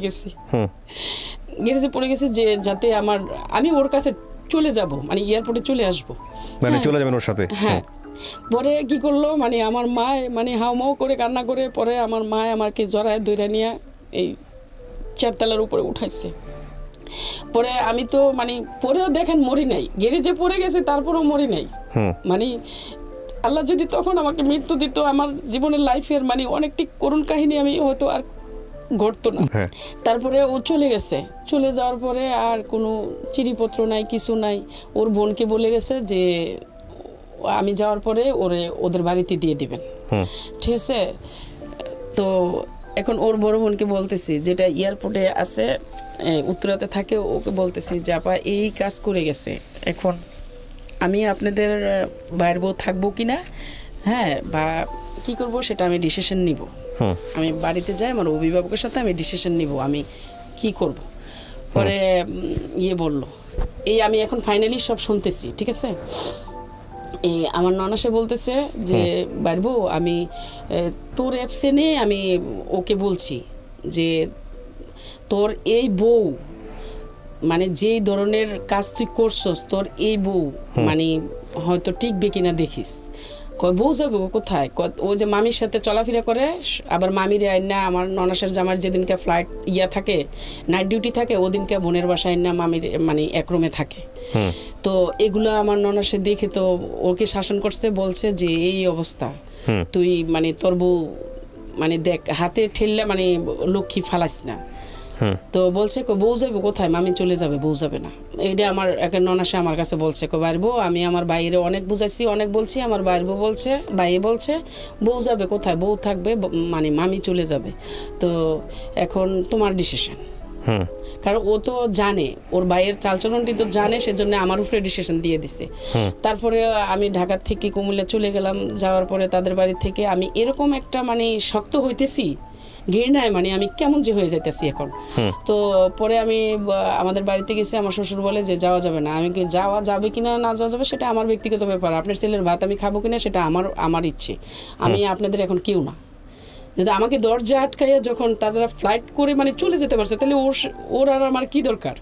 হ্যাঁ, পরে আমাদের বাড়িতে আসছি, আসার পরে আমার মাকে বললাম, মানে আমার বাবা মার একসাথে বসাইয়া বললাম যে দেখো তোমরা একটা ডিসিশন নাও, কারণ এই ছেলে দিয়ে আমার লাইফ যাবে না, এই ছেলে দিয়ে আমার সংসার হবে না। কারণ আপনি বললেন হ্যাঁ, আমার বাচ্চা কাচ্চা হয়নি, এখনই আমার একটা ফাইনাল ডিসিশন যাওয়ার একটা সময়। তো আমার মা বলতেছে যে পরে নিয়ে আবার আফসোস করো। ওই কথাটা আমার আদৌ পর্যন্ত আমি ধরে রাখছি যে আমার যে কখনো আফসোস করতে না হয় যে আমি কেন আগের স্বামীর ভাত খাইলাম না। ঠিক আছে, ওইটা মাথায় রেখেছেন। আচ্ছা, আমার বাবা পছন্দ করে বিয়ে দিছে, আর আমার মার এই কথাটা আমি মনে রাখলাম, কারণ আমার কষ্টটা কিন্তু কেউ দেখলো না। হ্যাঁ, আমার মাকে আমি বললাম যে এই ছেলে দিয়ে আমার সম্ভব না সংসার করা, আমার এখনো বাচ্চা কাচ্চা হয় নাই, তোমরা ডিসাইড করো। তখন আমার মা প্রশ্ন করলো যে মা আবার নি কখনো আফসোস করো? হ্যাঁ, তখন বলছি যে আলহামদুলিল্লাহ আর কখনো আফসোস করবো না, আমি তোমার কথাটা মাথায় রাখবো। হ্যাঁ, পরে আস্তে আস্তে আমার মেন্টালি অন্যরকম হয়ে যাচ্ছে, মানে আমি কষ্টে ওর জিদগুলা, তখন আমি এরকমভাবে আবার বুদ্ধি নিছি যে আমি যদি অন্য ছেলের সংসারে চলে যাই তাহলে তো ওর প্রতিশোধগুলো আমার আর নেওয়া হবে না।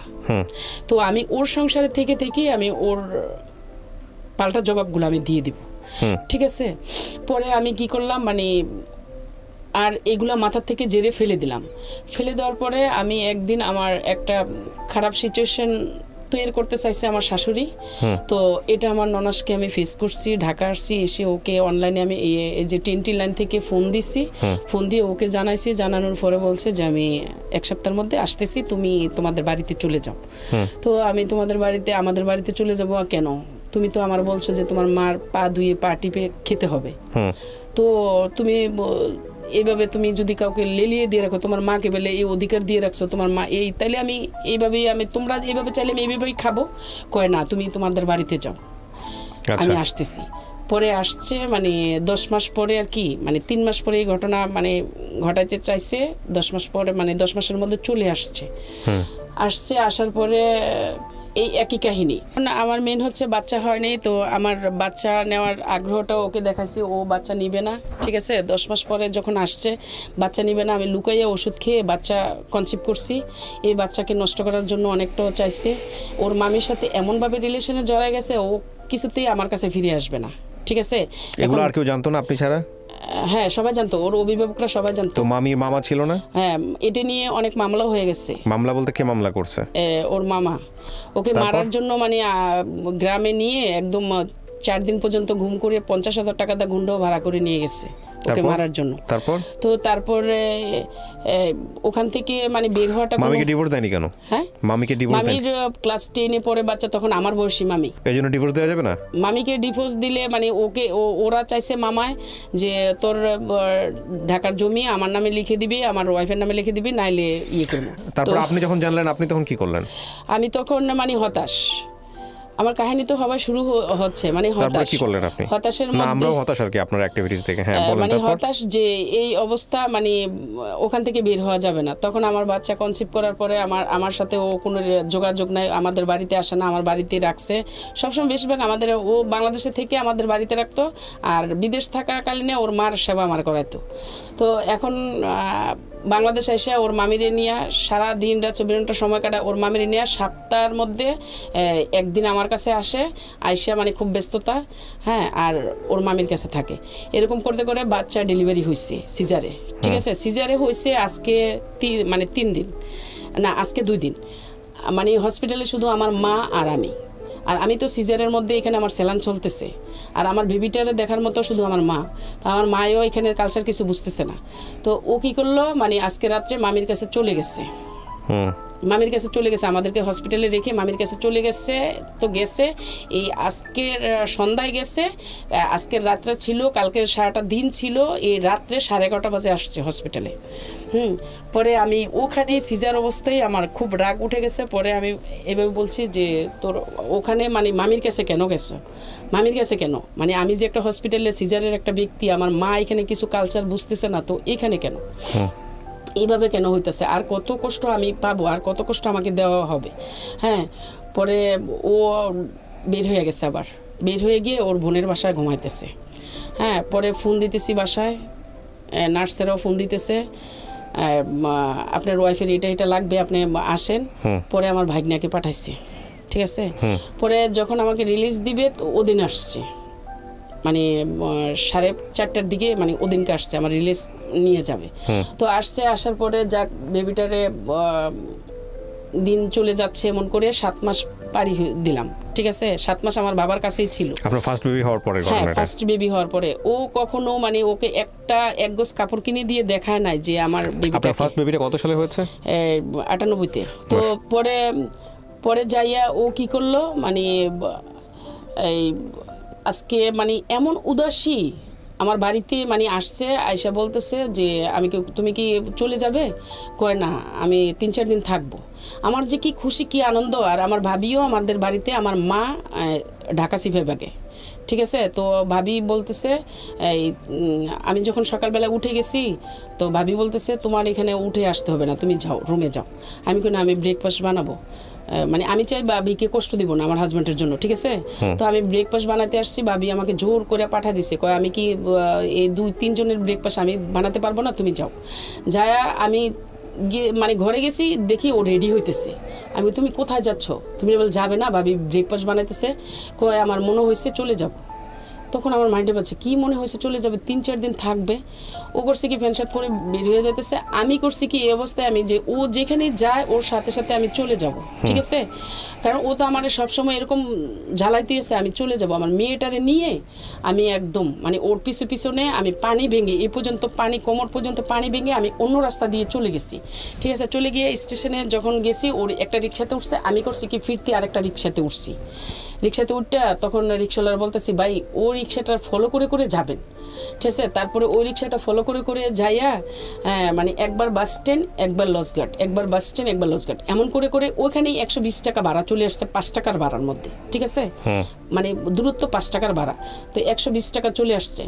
পরে করছি কি ও একটা মানে লজঘাটে একটা গাছের নিচে দাঁড়াইছে, দাঁড়ানোর পরে আমি রিক্সাতে নেমে দাঁড়াইছি, দাঁড়াই এসে ওর বাচ্চাটা আমি ওর কোলে দিছি। আমি কে ধরো, যেখানে যাবে আমারে না নিয়ে যাও, তোমার বাচ্চা নিয়ে যাও। ও করছে কি ড্রিম দিয়া বাচ্চাটা কোলে না নিয়ে ও আমার হাত থেকে নিয়ে ড্রিম দিয়া নিচে ফেলে দিল বাচ্চাটা। আমি দৌড়াই আমার মেয়ের আমি কোলে নিয়ে কান্না করতেছি, ঠিক আছে, কান্না করতেছি। কান্না করে পরে ও কী করলো, মানে বাস স্ট্যান্ডে আসছে, আবার আমি বাস স্ট্যান্ডে আসছি। বাস স্ট্যান্ডে আসছে পরে ও আমি চলতি গাড়িতে মানে ও লাফ দিয়ে উঠে গেছে। আমিও করছি কি গেছি উঠতে, ও আমার লাথি দিয়ে বুকের মধ্যে বাচ্চা সহকার আমাকে সহকার একদম ফেলে দিছে। আশেপাশের লোকজন, বাসের লোকজন কি করছে? হ্যাঁ, সবাই একসাথে জড়ো হয়েছে, মানে ফেলে দিছে। ফেলে দেওয়ার পরে আমি তো একদম মানে চিত্তে শুয়ে আছি, পরে কান্না করতেছি। সবাই আসছে, কন্ট্রাক্টদার মানে বাস স্ট্যান্ডের যারা মানে ঘাট, ওরা আসছে, এসে বলছে ওকে, আমি আমার হাজব্যান্ড। হ্যাঁ, পরে বলতেছে তুমি কিছু মানে অর্ডার করো, খালি ওরে মানে এখানেও যেতে পারে নাই বাস, আর বাস যেখানে যাক ওরে আমরা ধরে নিয়ে আসবো। তারপর আমি এটা আমাদের হাজব্যান্ড ওয়াইফের বিষয়। কিন্তু আমি কেন এটা বললাম তখন, কেন মানে আপনার কাছে বলি না যে ওকে ধরেন, আমি এখন এগুলো ফিল করি যে কেন বললাম না। তারপর আর এই মুখ দেখাতে আর বাড়িতে যাব না, ঠিক আছে। আমার বাপের বাড়িতে কাজের লোক দিয়ে কাজ করে, আমার ভাই তো মেজর, ওনার ব্যাগ টানার জন্য মানে আর্মির থেকে লোক দেওয়া হয়েছে, ঠিক আছে। আমি গেছি একটা কাজ খুঁজতে। তো এখন আমি এতটা কিছু চিনি না আমাদের সদরের মধ্যে, ঠিক আছে। তো আমি করছি কি আমার রিলেটিভের মানে সম্পর্কে মানে কাকার তো যেটা তো বোন হয়, ওদের বাড়িতে গেছি। ওরা আমাকে তেমন একটা চিনে না। তো আমি যে স্কুলে পড়াশোনা করছি, তো ওই আফুর মেয়েরাও ওই স্কুলে পড়াশোনা করছে, ওই খাতিলে আমার দেখে ফেলছে, ঠিক আছে, আফুর মেয়ে। তো আমি বলতেছি আপনাদের বাসায় কি কাজ আছে? কয় না, আমাদের তো কাজের লোক নাই। আমি আপনাদের যদি কাজের লোক থাকে তাহলে আমাকে শুধু বাদ দিলেই হবে, আমার বাচ্চাটারে মানে খাবার দিলে হবে, আমারে দিতে হবে না, আমি অনেক পরিশ্রম করব। হ্যাঁ, আপনাদের এখানে মানে আমার রিলেটিভ কিন্তু তারা, যে আপনাদের এখানে আমার খালি একটু ঠাই দিবেন, আমি না খেয়েও কাজ করব, আমার বাচ্চাটারে শুধু খাবার দিলে হবে। ঠিক আছে, এরকম করে করে পরে ওরা বললো কি কয় না, মানে আমাদের এখানে কোনো কাজের লোক নাই, অন্য জায়গায় চলে যাও। এমন করে 8-10টা বাড়িতে আমি কাজ খুঁজলাম। ঠিক আছে, কাজ খুঁজে কোথাও কেউ কাজের লোক রাখে না। আর তখন আমি ইয়াং একটা মেয়ে।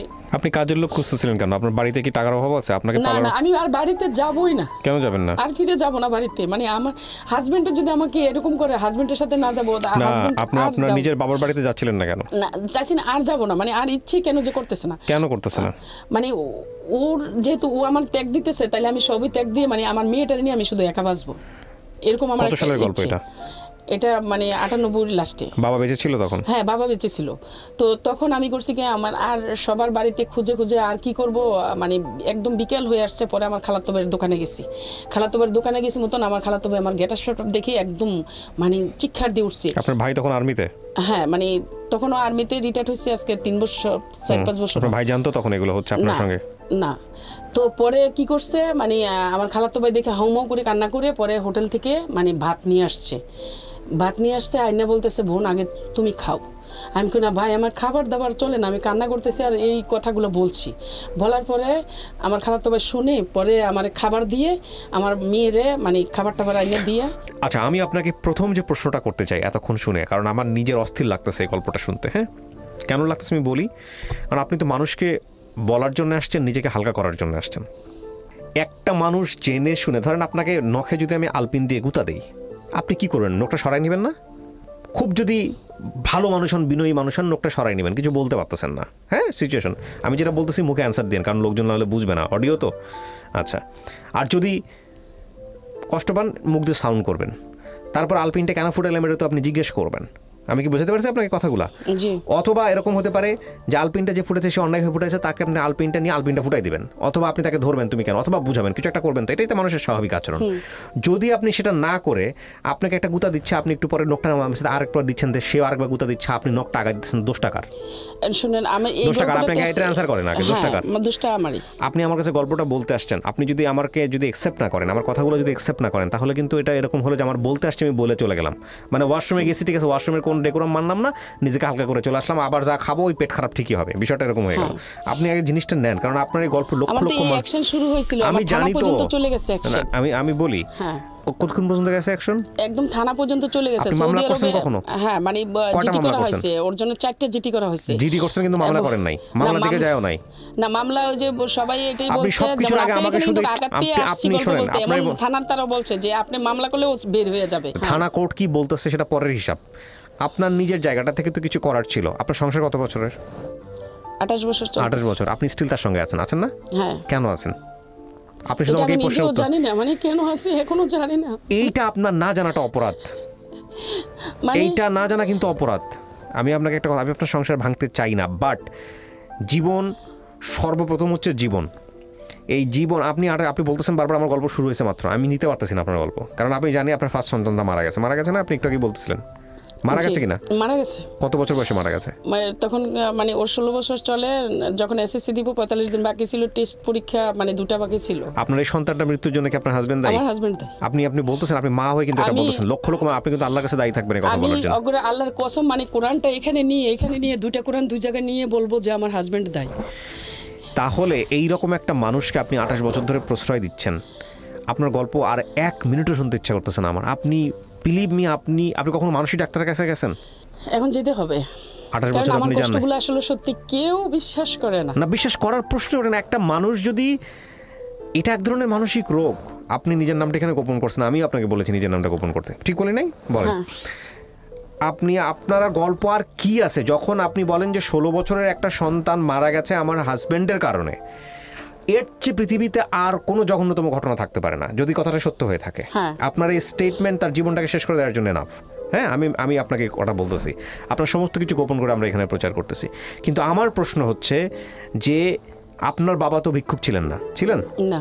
আপনার বড় ভাই একজন আর্মি অফিসার। হ্যাঁ, আপনাদের তো একজন মানুষকে খেয়ে পরে বাঁচানোর মতো একটা অবস্থা বাবার বাসায় কিনা না এটা বলেন? হ্যাঁ, মানে যথেষ্ট ছিল। আপনার মা বলছে যে একটা সংসার ছেড়ে আরেকটা সংসারে যায়ও না, আপনি যাইতেন না, আপনি ছেড়ে যেতেন, এটা ছেড়ে দিয়ে আপনি একা একা থাকতেন। আল্লাহ তো না করে নাই, ধর্ম তো না করে নাই, সমাজ তো না করে নাই। ওই সমাজের জন্যই যায়নি। কি আপনি সমাজে কি দেখাইছেন? সমাজ আপনার কিছু দিছে? কোন সমাজের জন্য? এটাই আমার বাচ্চা বলছে, সেজন্যই গল্প বলতে আসছি, না এটা আমারও আগ্রহ ছিল কি না। সমাজ দিছে আপনার বাচ্চা? আপনি যখন গল্পটা বলতে আসেন, আপনার বাচ্চা আর শুনেন, আপনার মেয়ে আর আপনার ছেলেটা বাইরে বসে আছে, আপনি গল্প বসে আসেন, আমি আলাদা করে তাদের সঙ্গে বসেছি, বসে আমি তার কাছ থেকে 5 মিনিট শুনলাম যে আপনি যেগুলো বলতে আসতেন একতরফা কমপ্লেন, আমি এটা আদৌ প্রচার করবো কিনা। আমরা একতরফা কমপ্লেন প্রচার করতে পারি বিকজ আমরা আসলে কখনো আইডেন্টিটি হাইড ফ্ল্যাশ করি না। আমি শুধু একটা কথা আপনাকে বলি, আপনার হাজব্যান্ড আপনি যা বলেছেন এখানে সব যদি সত্য হয়, সব, আমি যদি কথাটা বলতে চাই কারণে এই ব্যক্তিটাকে আমরা সামনাসামনি আনি নাই। আপনি সবচেয়ে বড় অপরাধী আমার চোখে। কেন অপরাধী জানেন? সন্তানকে মারা গেছে সেটার জন্য আপনি বলতেছেন আপনি কোরআন শরীফ শপথ, যদি কোরআন শরীফে শপথ করাটা অন্যায়, এটা একটা বড় ধরনের গুনাহের কাজ। শপথ শুধুমাত্র আল্লাহর নামে করতে হয়। সেখানে আপনি এরকম একটা শপথ করার পরে আপনি যদি বলতেছেন যে পুরা দুনিয়া সাক্ষী মাথার উপরে যে আমার সন্তানের মৃত্যুর জন্য সে দায়ী, আপনি এই মানুষটার সাথে সংসার করেন কিভাবে? 1 সেকেন্ডের জন্য তো মন থেকে ওই মানুষের পাশে দাঁড়াতে ইচ্ছা করে না। আমার শোনেন, দুর্বলতা আমার এই জায়গায় যে আমার বাচ্চার জন্য আমি সংসার করে গেছি, শুধু বড় সন্তানটার জন্য আমি সংসার করে গেছি, ওটাকে আমি ধরে রাখতে পারিনি। তারপরে ইভা আপনার বড় সন্তান যখন মারা যায় তখন আপনার ছোট দুটো সন্তান হয়েছে। হ্যাঁ, আপনার এই 2 সন্তানকে সেভ করার জন্যই তো আমি যদি আপনার কথা না শেষ করি, আপনার এই 2 সন্তানকে সেভ করার জন্যও তো আপনার ওর কাছ থেকে সরে আসা উচিত ছিল, না তো এই দুটোকে মেরে ফেলবে যদি আপনার কথা আমি বিশ্বাস না করি। মেরে ফেলতেছে আমার ছেলে, তো এই জন্য গল্প আমার ছেলেও বলতে আসছে। না, আপনার ছেলে, ছোট ছেলে ওখানে বসেছিল, আমি যে আপনার বড় মেয়েটাকে জিজ্ঞেস করেছি আমি যে কি সত্যি তুমি ও ক্লাস 10-এ পড়ে, তোমার মা যা বলবে এগুলো সত্যি? হ্যাঁ। তারপর ওকে দেখিয়ে বলেছে যে আপনি ওকে জিজ্ঞেস করে দেখেন, কালকে ওর গায়ে হাত তুলেছে। তা আমার কথা হচ্ছে যে মানসিকভাবে অপ্রকৃতস্থ বাংলাদেশের নারী অধিকার একটা আইন আছে, আপনি জানেন? নারী শিশু নির্যাতন একটা আইন আছে। আমি গেছি, ওখানেও গেছি, ওরাও ওকে হুমকিছে, মানে আসলে ওকে কেন কেউ কিছু করতে পারে না, আমি সেটাই আপনার কাছে শেয়ার করতে আসছি। ওকে কেন কেউ কিছু করতে পারে না? আমি তো পারি নাই, মানে আমি তো দুর্বল জায়গা পারি না, আমি সন্তানের জন্য। কিন্তু আইনেও কেন ওকে কিছু করে না? আইনে কে বলেছে আপনি শক্ত হন, আইন শক্ত হবে? আইনে কে বলছে পারে না? আইনে আপনি উইক, আপনি 28 বছর ধরে নিজের উইকনেস দেখাইছেন, ওকে দুর্বলতা দেখাইছেন, এবং ও বুঝে গেছে যে একে আমি যাই কিছু করি না কেন আমাকে ছেড়ে কোনোদিন যাবে না। ও আপনাকে টেকেন ফর গ্রান্টেড নিয়ে নিছে, সারা জীবনের জন্য গ্রান্টেড। আপনাকে ও মারবে, কাটবে, হ্যাঁ, সব কিছু ক্ষতি করবে, তারপর আপনি ওকে ছেড়ে যেতে পারবেন না। আপনার ওই মানসিক দাসত্ব বুঝে গেছে, যে কারণে আপনার কথাগুলো যদি সত্যি হয়ে থাকে, যে কারণে ও আপনাকে যাচ্ছে তাই মতো ইউজ করতেছে, মিথ্যে বলি নাই, তাইলে যেভাবে খুশি সেভাবে ইউজ করতেছে। শোনেন, এখানে একটা কথা বলি, আজকের এই গল্পটা প্রচার কেন করলাম এখানে, আমি একটা কথা বলি আপনাদের সবাইকে, ইনক্লুডিং মি। আমি কোনো মহামনীষী টাইপের মানুষ না, আমি শিখতেছি, জানি, বুঝি, শুনি, সেখান থেকে বলি। আমি যে সত্য মানে পারফেক্ট তাও না। আমি একটা জিনিস বুঝি, সম্পর্কের জায়গাটাতে যখন এক পক্ষ বুঝে যায় যে আরেক পক্ষ আমি যাই কিছু করি না কেন সে আমাকে ছেড়ে যাবে না, হ্যাঁ, যাই কিছু করি না কেন এ আমার পায়ের কাছে পড়েই থাকবে, তখন সে তাকে সারা জীবনের জন্য টেকেন ফর গ্রান্টেড নিয়ে যায়, ওই ফুটবলের মতোই খেলতে থাকে। এবং একটা মানুষ যখন সব কিছু অন্যায়ভাবে আচরণ করে নিতে হাসিল করে, যেমন ধরেন আপনাকে সে বলতেছে পানের বাটাটা আগায় দাও, আমি খুব সহজ করে একটা উদাহরণ দিচ্ছি, যদি সে পান খায়, আপনি পানের বাটাটা সুন্দর করে বললো, আপনি আগায় দিলেন না, তারপর যদি 2টা গালি দিয়া বলে, আপনি যদি তখন এই কাজটা করেন, ও সারা জীবন আপনাকে গালি দিতে থাকবে ওর কাজ হাসিলের জন্য, সারা জীবন গায়ে হাত তুলতে থাকবে। এটা ওর প্র্যাকটিস যদি হয়ে থাকে তাহলে ডেফিনেটলি ও এখান থেকে সরবে না, তাহলে ডেফিনেটলি ও এখান থেকে সরবে না। এখন কথা হচ্ছে যে আপনি যদি ওকে এভাবে রিসিভ করতে থাকেন একের পর এক, তাহলে এটা ওর সমস্যা না, আমি রিসিভ করি, না এটা ওর সমস্যা, তাহলে এটা ওর সমস্যা, এটা আপনার সমস্যা। কিন্তু ও যে আমার মেয়ে মারা যাওয়ার পরে ও 9 মাস পালাই গেছে, এমন বহুবার, আমার না হলে 20 থেকে 30 বার আমার ফেলে দিয়ে চলে গেছে, পরে আবার আমি গেট খুলে দিয়েছি, ও রুমে আসছে। অন্যায় করছেন এটাই। আপনি আপনার যদি আপনি যেটা বললেন, শুনেন, আপনি যেটা সমাজ বলবে, সমাজকে না, সমাজটা এমনি চেঞ্জ হয় না, সমাজকে আমরা চেঞ্জ করি। আপনি তো পুরা দুনিয়াটা নিজের মতো চাইতে পারেন না, পারেন? আপনি সমাজের কথা বাদ দেন, আপনি তো ধর্ম মানেন, রাইট? আপনি ধর্ম তো মানেন, ধর্ম তো আপনাকে একদম 100% রাইট দিয়েছে এরকম মানুষকে ছেড়ে দেওয়ার জন্য, 100% রাইট দিয়েছে। আপনি যেটা বললেন সেটা যদি সত্য হয়ে থাকে, আপনাকে আপনি তার সঙ্গে থাকতে পারছেন, কোনো রিজন দেখাতে হবে না, আপনি পরের দিনে ছেড়ে দিতে পারেন। একটা ছেলেকেও যেভাবে অধিকার দিয়েছে, একটা মেয়েকেও সেভাবে অধিকার দিয়েছে, যদিও আল্লাহর কাছে সবচাইতে মানে অপছন্দের কাজের মধ্যে একটা। ওর মিথ্যে কথা অনেক বলে, বুঝছেন, আপনি ওর মধ্যে কোনো কমপ্লেইন করেন না, আপনি শুনেন আপনি ওর এগেইনস্ট আর কোনো কমপ্লেইন করেন না, কারণ আপনি যেগুলো বলতেছেন এতে ওর গুনাহ হালকা হচ্ছে। আমি শুধু আপনাকে একটা কথা বলি, সেটা হলো যে আপনি সমাজ কি বলবে এইটা মুখের দিকে তাকায় আপনি আপনার সন্তানটাকে মেরে ফেললেন, আপনিও তো দায়ী এটার জন্য। না, আমি তো বাসায় ছিলাম না।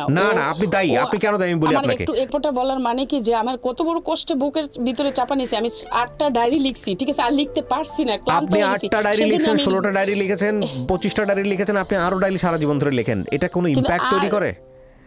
না আমার দেখেন ইভা, আমি একটা কথা আমি বারবারই বলি, আপনার এই কষ্টটা বাড়তেই থাকবে, হ্যাঁ ডাইমেনশন চেঞ্জ হতে থাকবে। কষ্টের জায়গাটা এখন অন্যদিকে ঘুরে গেছে না। আপনার সন্তানদেরকে আপনারা বেটার ফিউচার দিতে পারছেন? না, মানসিকভাবে সমস্যায় পড়তেছে না এই আমার বাচ্চাগুলো? বাচ্চাদেরকে তো দেখে না, আমি জানেন না, ওর দেখে না জন্য বাদ আমি- দিলাম, এগুলো তো মানসিকভাবে এত বাবার প্রতি রেসপেক্ট নাই। হ্যাঁ দুজনের একজনও থাকবে না। আপনি সাথে করে আজকে গল্পটা নিয়ে আসতে বলতে আসছেন, বাবা তো না পারতেছে সন্তানের কাছে যাইতে, না পারতেছে আপনাকে হ্যাপি করতে, এরা পাচ্ছে না পাচ্ছে বাবাকে না পাচ্ছে। একটা ছোট বাচ্চার মনে কি পরিমাণ মানসিক প্রেশার পড়ে যখন বাপ মায়ের সম্পর্ক খারাপ থাকে, এইটা যারা পরিবারে বড় হয়েছে তারা সবাই জানে। একটু মনোমালিন্য হলে মনে হয় যে পুরো দুনিয়াটা অন্ধকার হয়ে গেছে। সেখানে বছরের পর বছর, মাসের পর মাস আপনার বাচ্চারা এরকম দেখতেছে, আপনারা কি মনে করতেছেন যে ও একটা সুন্দরভাবে বড় হচ্ছে? ডেফিনেটলি বড় হচ্ছে না। তাইলে আপনি যদি বাচ্চাকে বেটার ফিউচার দিতে নাই পারেন, তাইলে আপনি বুঝলাম আপনি তাহলে আপনারা কি করতেছেন? আপনি দেখেন, আপনি যদি বাচ্চার কথাই মনে করেন তাহলে তো ওর কাছ থেকে সরে আসা উচিত।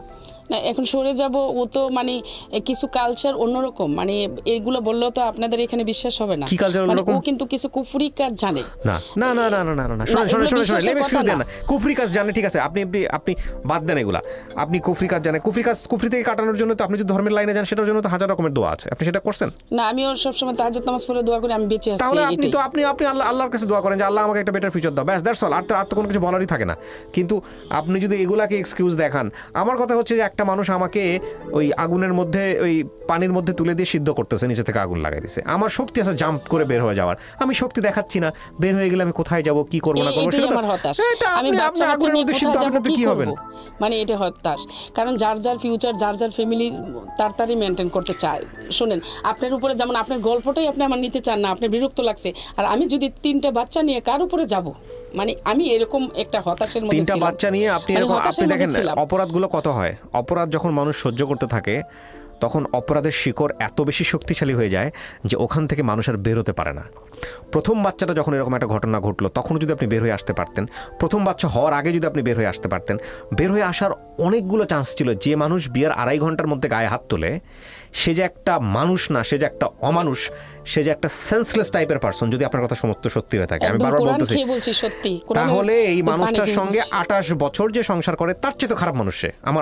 আমার দৃষ্টিভঙ্গি তো হচ্ছে সেটা। খারাপই, এলাকার মানুষও কেউ বলে না ভালো, ওর আত্মীয় স্বজন, ওর ভাগ্নেও বলে কই লাত্তি দিয়ে বের করে দাও, লাত্তি দিয়ে বের করে দাও। আপনার মানে আপনার আপনি আমার কথা হচ্ছে এটা কেন করতেছেন? আমি দেখেন ইভা, আপনার মতো সমাজে ইভা অসংখ্য আছে। রুটি রুজি আল্লাহর হাতে, আল্লাহ রিজিকের ব্যবস্থা করে রাখছে। একটা মানুষের কন্টিনিউ অপরাধ করে যাবে, আপনি সেটা মুখ বুজে করে সহ্য করে যাবেন, এমন তো না যে। মেয়ে বলেই শুধু সহ্য করে গেছি, নাহলে আসলে আর্থিক অবস্থা দুর্বলতা বাপের বাড়িতে নেই, ঠিক আছে।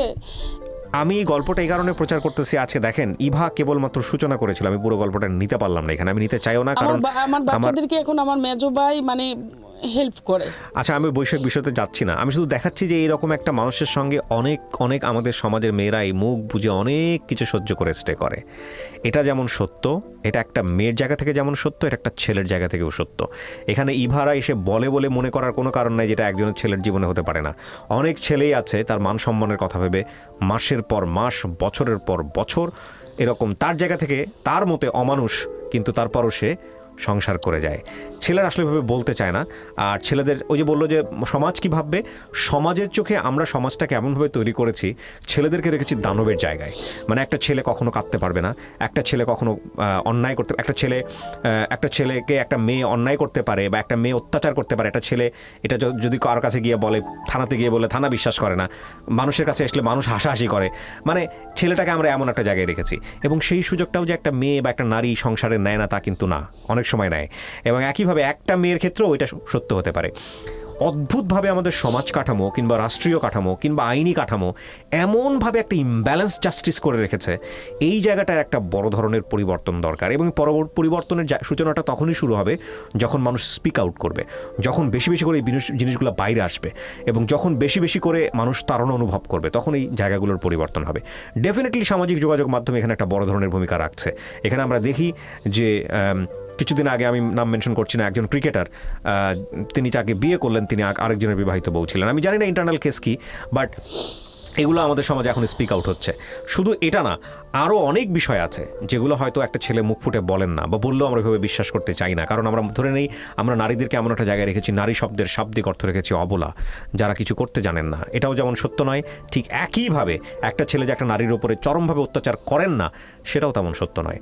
কিন্তু এই অপরাধগুলো মুখ বন্ধ করে সুযোগ থাকার পরেও বছরের পর বছর, 1 বছর না, 2 বছর না, 3 বছর না, 28 বছর ধরে মেনে নেওয়াটা এক ধরনের অপরাধ। নিঃসন্দেহে এটা একটা অপরাধ, ভয়ঙ্কর রকমের অপরাধ। এবং এই অপরাধটা শুধু নিজের প্রতি না, এই অপরাধটা সন্তানদের প্রতিও। কারণ যদি দুইজন মানুষের একসাথে থাকাটা যদি সন্তানের জন্যই হয়ে থাকে, তাহলে ওই সন্তানের বেটার ফিউচার যদি আপনি নিশ্চিত করতে না পারেন, ডেফিনেটলি এটা আপনি অন্যায় করছেন। এবং সুযোগ যদি থাকে ওখান থেকে বের হয়ে আসার, অবশ্যই বের হয়ে আসা উচিত। হ্যাঁ, খারাপ ব্যবহার করতেছে, পরক্ষণে এসে আদর করে দিচ্ছে, পরক্ষণে এসে একটু ভালো কথা বলতেছে, মুহূর্তের মধ্যে সমস্ত কিছু ভুলে যাচ্ছেন, আবার নতুন করে এগুলোর জন্ম হচ্ছে। এটা 1 বার 2 বার 3 বার হতে পারে সুযোগ, 28 বছর ধরে এটা হতে পারে না। তবে এটা ঠিক যে ইভার 28 বছরকে আমরা জাজমেন্টে নিব না। এমন অনেক নারী আমাদের সমাজে আছেন, এমন অনেক পুরুষ আমাদের সমাজে আছেন, সারাটা জীবনই মুখ বন্ধ করে এইসব সহ্য করেন এবং জীবন দশায় কখনোই কাউকে বলেন না, পুরো জীবনটাই শেষ করে দেন। আমার মনে হয় যে এই জায়গাগুলো থেকে আমাদের বের হয়ে আসা উচিত। অনেকেই বলেন যে ডিভোর্সের রেট বেড়ে যাচ্ছে।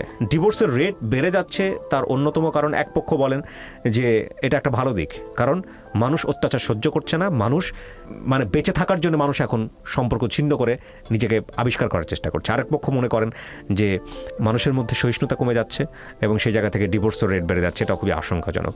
তবে যেটাই হোক না কেন, আমি আসলে কোনো পক্ষের হয়ে কথা বলতে চাই না, আমি শুধু এটাই বলতে চাই যে আপনি যদি ধর্মীয়ভাবেও চিন্তা করেন, তাহলে ধর্মও আমাদের এটা সমর্থন করে না যে বছরের পর বছর আপনি একটা অপরপক্ষ থেকে, সেটা হাজব্যান্ডও হতে পারে বা ওয়াইফের পক্ষ থেকে, অত্যাচার সহ্য করে মুখ বন্ধ করে স্বামীর সেবা করে যাবেন বা স্ত্রীর সেবা করে যাবেন। এটা ধর্মও আপনাকে বলে নাই। ধর্ম বলেছে যে হ্যাঁ, তালাক দেওয়া একটা ঘৃণিত কাজ, আল্লাহর সবচেয়ে অপছন্দের কাজ, মানে হালাল স্তরের সবচাইতে নিম্ন স্তর হচ্ছে এই তালাক। এবং এইটার জন্য যায়নি, এটার জন্য আপনি জান নাই, সেটা ঠিক আছে, কিন্তু আপনি কয়জন মুফতির কাছে গেছেন, আপনি কোন আলেমের কাছে গেছেন, গিয়ে পরামর্শ করেছেন? আপনি শুধু হ্যাঁ না বলেন না। আচ্ছা, তাহলে আমার মনে হয় পরামর্শ করেন, আপনার এখনো সুযোগ আছে। হ্যাঁ, যে আমার স্বামী এরকম অত্যাচার করে, এইভাবে করে। আমাকে অনেকেই বলছে, আমার ওর রিলেটিভরা, ওর বোনের জামাই, ওর বোনেরও বলছে যে তুমি ওকে ডিভোর্স দিয়ে দাও। হ্যাঁ, তো আমার মনে হয় যে দেখেন, আপনি যদি ধর্মের কারণেও যদি যেয়ে থাকেন, তাহলে ধর্মীয় যারা ভালোভাবে জানেন তাদেরকে জানেন। কারণ আপনি গল্পটা শুরু করেছিলেন মাত্র, আমি নিতে পারতেছি না। সোজা বাংলায় যদি বলে নিতে, আমার মগজের মধ্যে না, আমার মনে হচ্ছে ক্রিয়া প্রতিক্রিয়া হচ্ছে যেটা নেয়ার মতো না। কারণ আমার কাছে মনে হচ্ছে যে এক সাইড ভাবে একটা মানুষকে ভাবে দায়ী করেই যাচ্ছি, তাহলে আমি সহ্য করব কেন? দায়ী করছি না, ওর অন্যায়গুলো ফেস করছি। এক্স্যাক্টলি, আপনি কেন সহ্য করবেন? আমার কোশ্চেনটা হচ্ছে কেন সহ্য করবেন? কেউ তো আপনাকে বলে না। সত্যি আমাকে যদি কেউ ভালো করে, মানে একদম অন্যরকম ভাবে স্যান্ডেল দিয়ে পিটাই দিত, ইভা, না ইভা, আপনি এখানে বলে আপনি কান্নাকাটি করবেন, আপনি আজকে হালকা হয়ে যাবেন, সোজা আবার বাসায় চলে যাবেন। আজকে আপনি বাসায় যাবেন, গিয়ে আপনি ওই লোকটার দ্বারা অত্যাচারিত হবেন। আপনি গিয়ে ধরেন অত্যাচারিত হচ্ছেন, আপনার ওই কষ্টগুলো আবার জমা হচ্ছে, আবার কোথাও গিয়ে হালকা হবেন। আবার জীবনটা তো এটা না। আপনাকে যারা অল্প বয়সে বিয়ে দিয়েছে তারা একটা বড় অপরাধ করেছে। তবে এটা ঠিক যে অল্প বয়সে মেয়ে বিয়ে হলেই যে মেয়েটা খারাপ থাকে, তা বিষয়টা এরকম না। অনেক পরিণত বয়সে। তবে আমি বলি, আমি কিবরিয়া ব্যক্তিগতভাবে একটা কথা বলি, আমার নিজের একটা মেয়ে আছে, দোয়া করবেন ওর জন্য। দেখছেন হয়তো ফেসবুকে। আমি সবসময় একটা কথা বলি, সেটা হচ্ছে আল্লাহ যাতে আমাকে তৌফিক দেয় যে আমার মেয়েকে আমি স্বশিক্ষায় সুশিক্ষিত করে, আমি জানি না তো ফিউচার কি হবে, বাট আমি দোয়া চাই সবার কাছ থেকে, ও নিজের পায়ে দাঁড়াক, ও নিজে ইনকাম করা শিখুক, ওই অবস্থায় ও সিদ্ধান্ত নিক, হ্যাঁ ধর্মমতে অবশ্যই, যে ওর জীবনসঙ্গী হিসেবে কাকে নিবে বা আমরা কাকে দিব। কারণ একটা মেয়ের সবচেয়ে বড় দুর্ঘটনা কারো কোথায় ঘটে জানেন? যখন একটা মেয়ের নিজের ইনকামের কোনো ব্যবস্থা থাকে না, নিজের পায়ে দাঁড়ানোর কোনো ব্যবস্থা থাকে না, ডিসিশন নেবার ক্ষমতা থাকে না, এবং সেই অবস্থায় যখন একটা মানুষের সংসারে সে যায়, তারপরে সে অত্যাচারিত হলেও এগুলো মুখ বন্ধ করে বছরের পর বছর সহ্য করতে থাকে। আমি আপনাদেরকে বলবো, যারা কন্যার পিতা আছেন, ছেলের চাইতে বেশি গুরুত্ব দেবেন আপনারা এই জায়গাটায়। কারণ আমাদের সমাজটা তো পুরুষতান্ত্রিক সমাজ, এবং সেই জায়গাটায় একটা মেয়েকে বেশি প্রায়োরিটি দেন শিক্ষার দিক থেকে এবং স্বনির্ভরতার দিক থেকে। যেভাবেই হোক না কেন, যদি চাকরি না করেন, ব্যবসা করান, চাকরি ছাড়াও পৃথিবীতে বহু ইনকামের রাস্তা আছে। অ্যাটলিস্ট ও বৈধ উপায়ে আয় করতে পারে, সেরকম একটা জায়গায় ওকে দাঁড় করানোর পরে তারপরে ওকে বিয়ে শাদী দেন, যাতে করে ও জীবনে কেউ যদি ওর সাথে অন্যায় করে, ও যেন সিদ্ধান্ত নিতে পারে। আমাদের এটা একটা সবচেয়ে বড় মানে মানে ভুলের জায়গাটা বাবা মায়ের জায়গা থেকে। মেয়ে একটু বড় হয়ে গেছে, দুইটা ছেলে টিস করতেছে, কার সাথে না কার সাথে ভেগে যাবে, ক্লাস 8-9 পরে, এইটা হচ্ছে কোন দিন কার সাথে জেনে চলে যায়, ওর তাড়াতাড়ি বিয়ে দিয়ে দাও। এবং বিয়ে দেওয়ার পরে যে জীবনটা শুরু হয় এটা হচ্ছে মানে আগে ছিল প্রবলেম বাইরে, এখন তখন প্রবলেমটা ঘরের মধ্যে ডেকে নিয়ে আসে।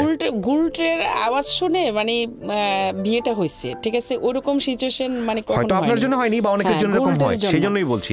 সো এইবার আমি দোয়া করি, আমি সবসময় একটা জিনিস বিশ্বাস করি, ভাগ্যে বিশ্বাস করি, আমি আপনার জন্য দোয়া করি যে আল্লাহ চাইলে কালকের মধ্যেই হয়তো সবকিছু পরিবর্তন সম্ভব। কারণ 28 বছর হয়েছে না। না না না, আমি আপনার জীবনের কথা বলতেছি, সে যে কোনোভাবেই হতে পারে। আমি প্রিয় দর্শক এবং শ্রোতা আপনাদেরকে ধন্যবাদ জানাই যে আমার সঙ্গে এতক্ষণ আপনারা ছিলেন। বা আপনাকেও ধন্যবাদ। আমি অত্যন্ত দুঃখিত পুরো গল্পটা আমি নিতে পারলাম না, এই 4-5 ঘন্টায় আপনার গল্প শেষ হবে না আমি জানি, এটা আমি নিশ্চিতভাবে বলতে পারি। এবং তবে এটা ঠিক যে জীবনে যদি একদিনও সময় থাকে নিজেকে সঠিক পথে নেবার, সেটাই সঠিক সিদ্ধান্ত হবে অন্তত সন্তানের জন্য, সেটা যেই হোক না কেন, সিদ্ধান্ত আপনার। সঠিক সময় আর কি হবে, এখন তো ডিভোর্স দেওয়ার সময় না, আমি ডিভোর্সের কথা বলবো না, সঠিক সিদ্ধান্ত আপনার সন্তানের জন্য, যেটা আপনার বেটার মনে হয়। মানে এইটাই তো সঠিকটাই তো পালন করলাম যে ওর সবকিছু মুখ বুঝে সন্তানের জন্য। না, এটা ডেফিনেটলি না। আমি এটা যদি ওরকম রেগুলার প্র্যাকটিস হয়ে থাকতো, আমি ওকে পুলিশ দিয়ে ধরে হলেও আমি বলতাম যে ওকে যে কোনোভাবেই হোক ওকে পুলিশ কাস্টাডি নিতে হবে, ওর বিচার হোক, যা ও করছে। পুলিশেরও আসছে, পুলিশদেরকেও কি বলেন, বাংলাদেশে নারী নির্যাতন আইন যে পরিমাণ শক্তিশালী আইন, আমি আর বিচার কোথাও পেলাম না। আমি রিয়েলি সরি, আমি পারলাম না এই জায়গাটায় আপনার সঙ্গে একমত হতে। আমি প্রিয় দর্শক এবং শ্রোতা আপনাদেরকে ধন্যবাদ জানাই। আমি শুধু বলি যে এই রকম ঘটনা আপনার জীবনে যাতে না ঘটে সেজন্য নারীদেরকে স্বাবলম্বী করুন এবং সুন্দর শিক্ষাদান করুন। এবং একই সাথে পুরুষদেরকেও বলবো স্পিক আউট করা দরকার, কারণ এই সংসার জীবন যদি মানে সংসারটা আমরা করি কেন, ফর বেটার ফিউচার, শান্তির জন্য, মেন্টাল পিসের জন্য, সেটাই যদি না হয় এবং যোগ বিয়োগ যদি নাই মেলে, ওয়াই? লাইফ তো একটাই, কেন স্টে করতে হবে? Thank you so much. জীবন গল্প।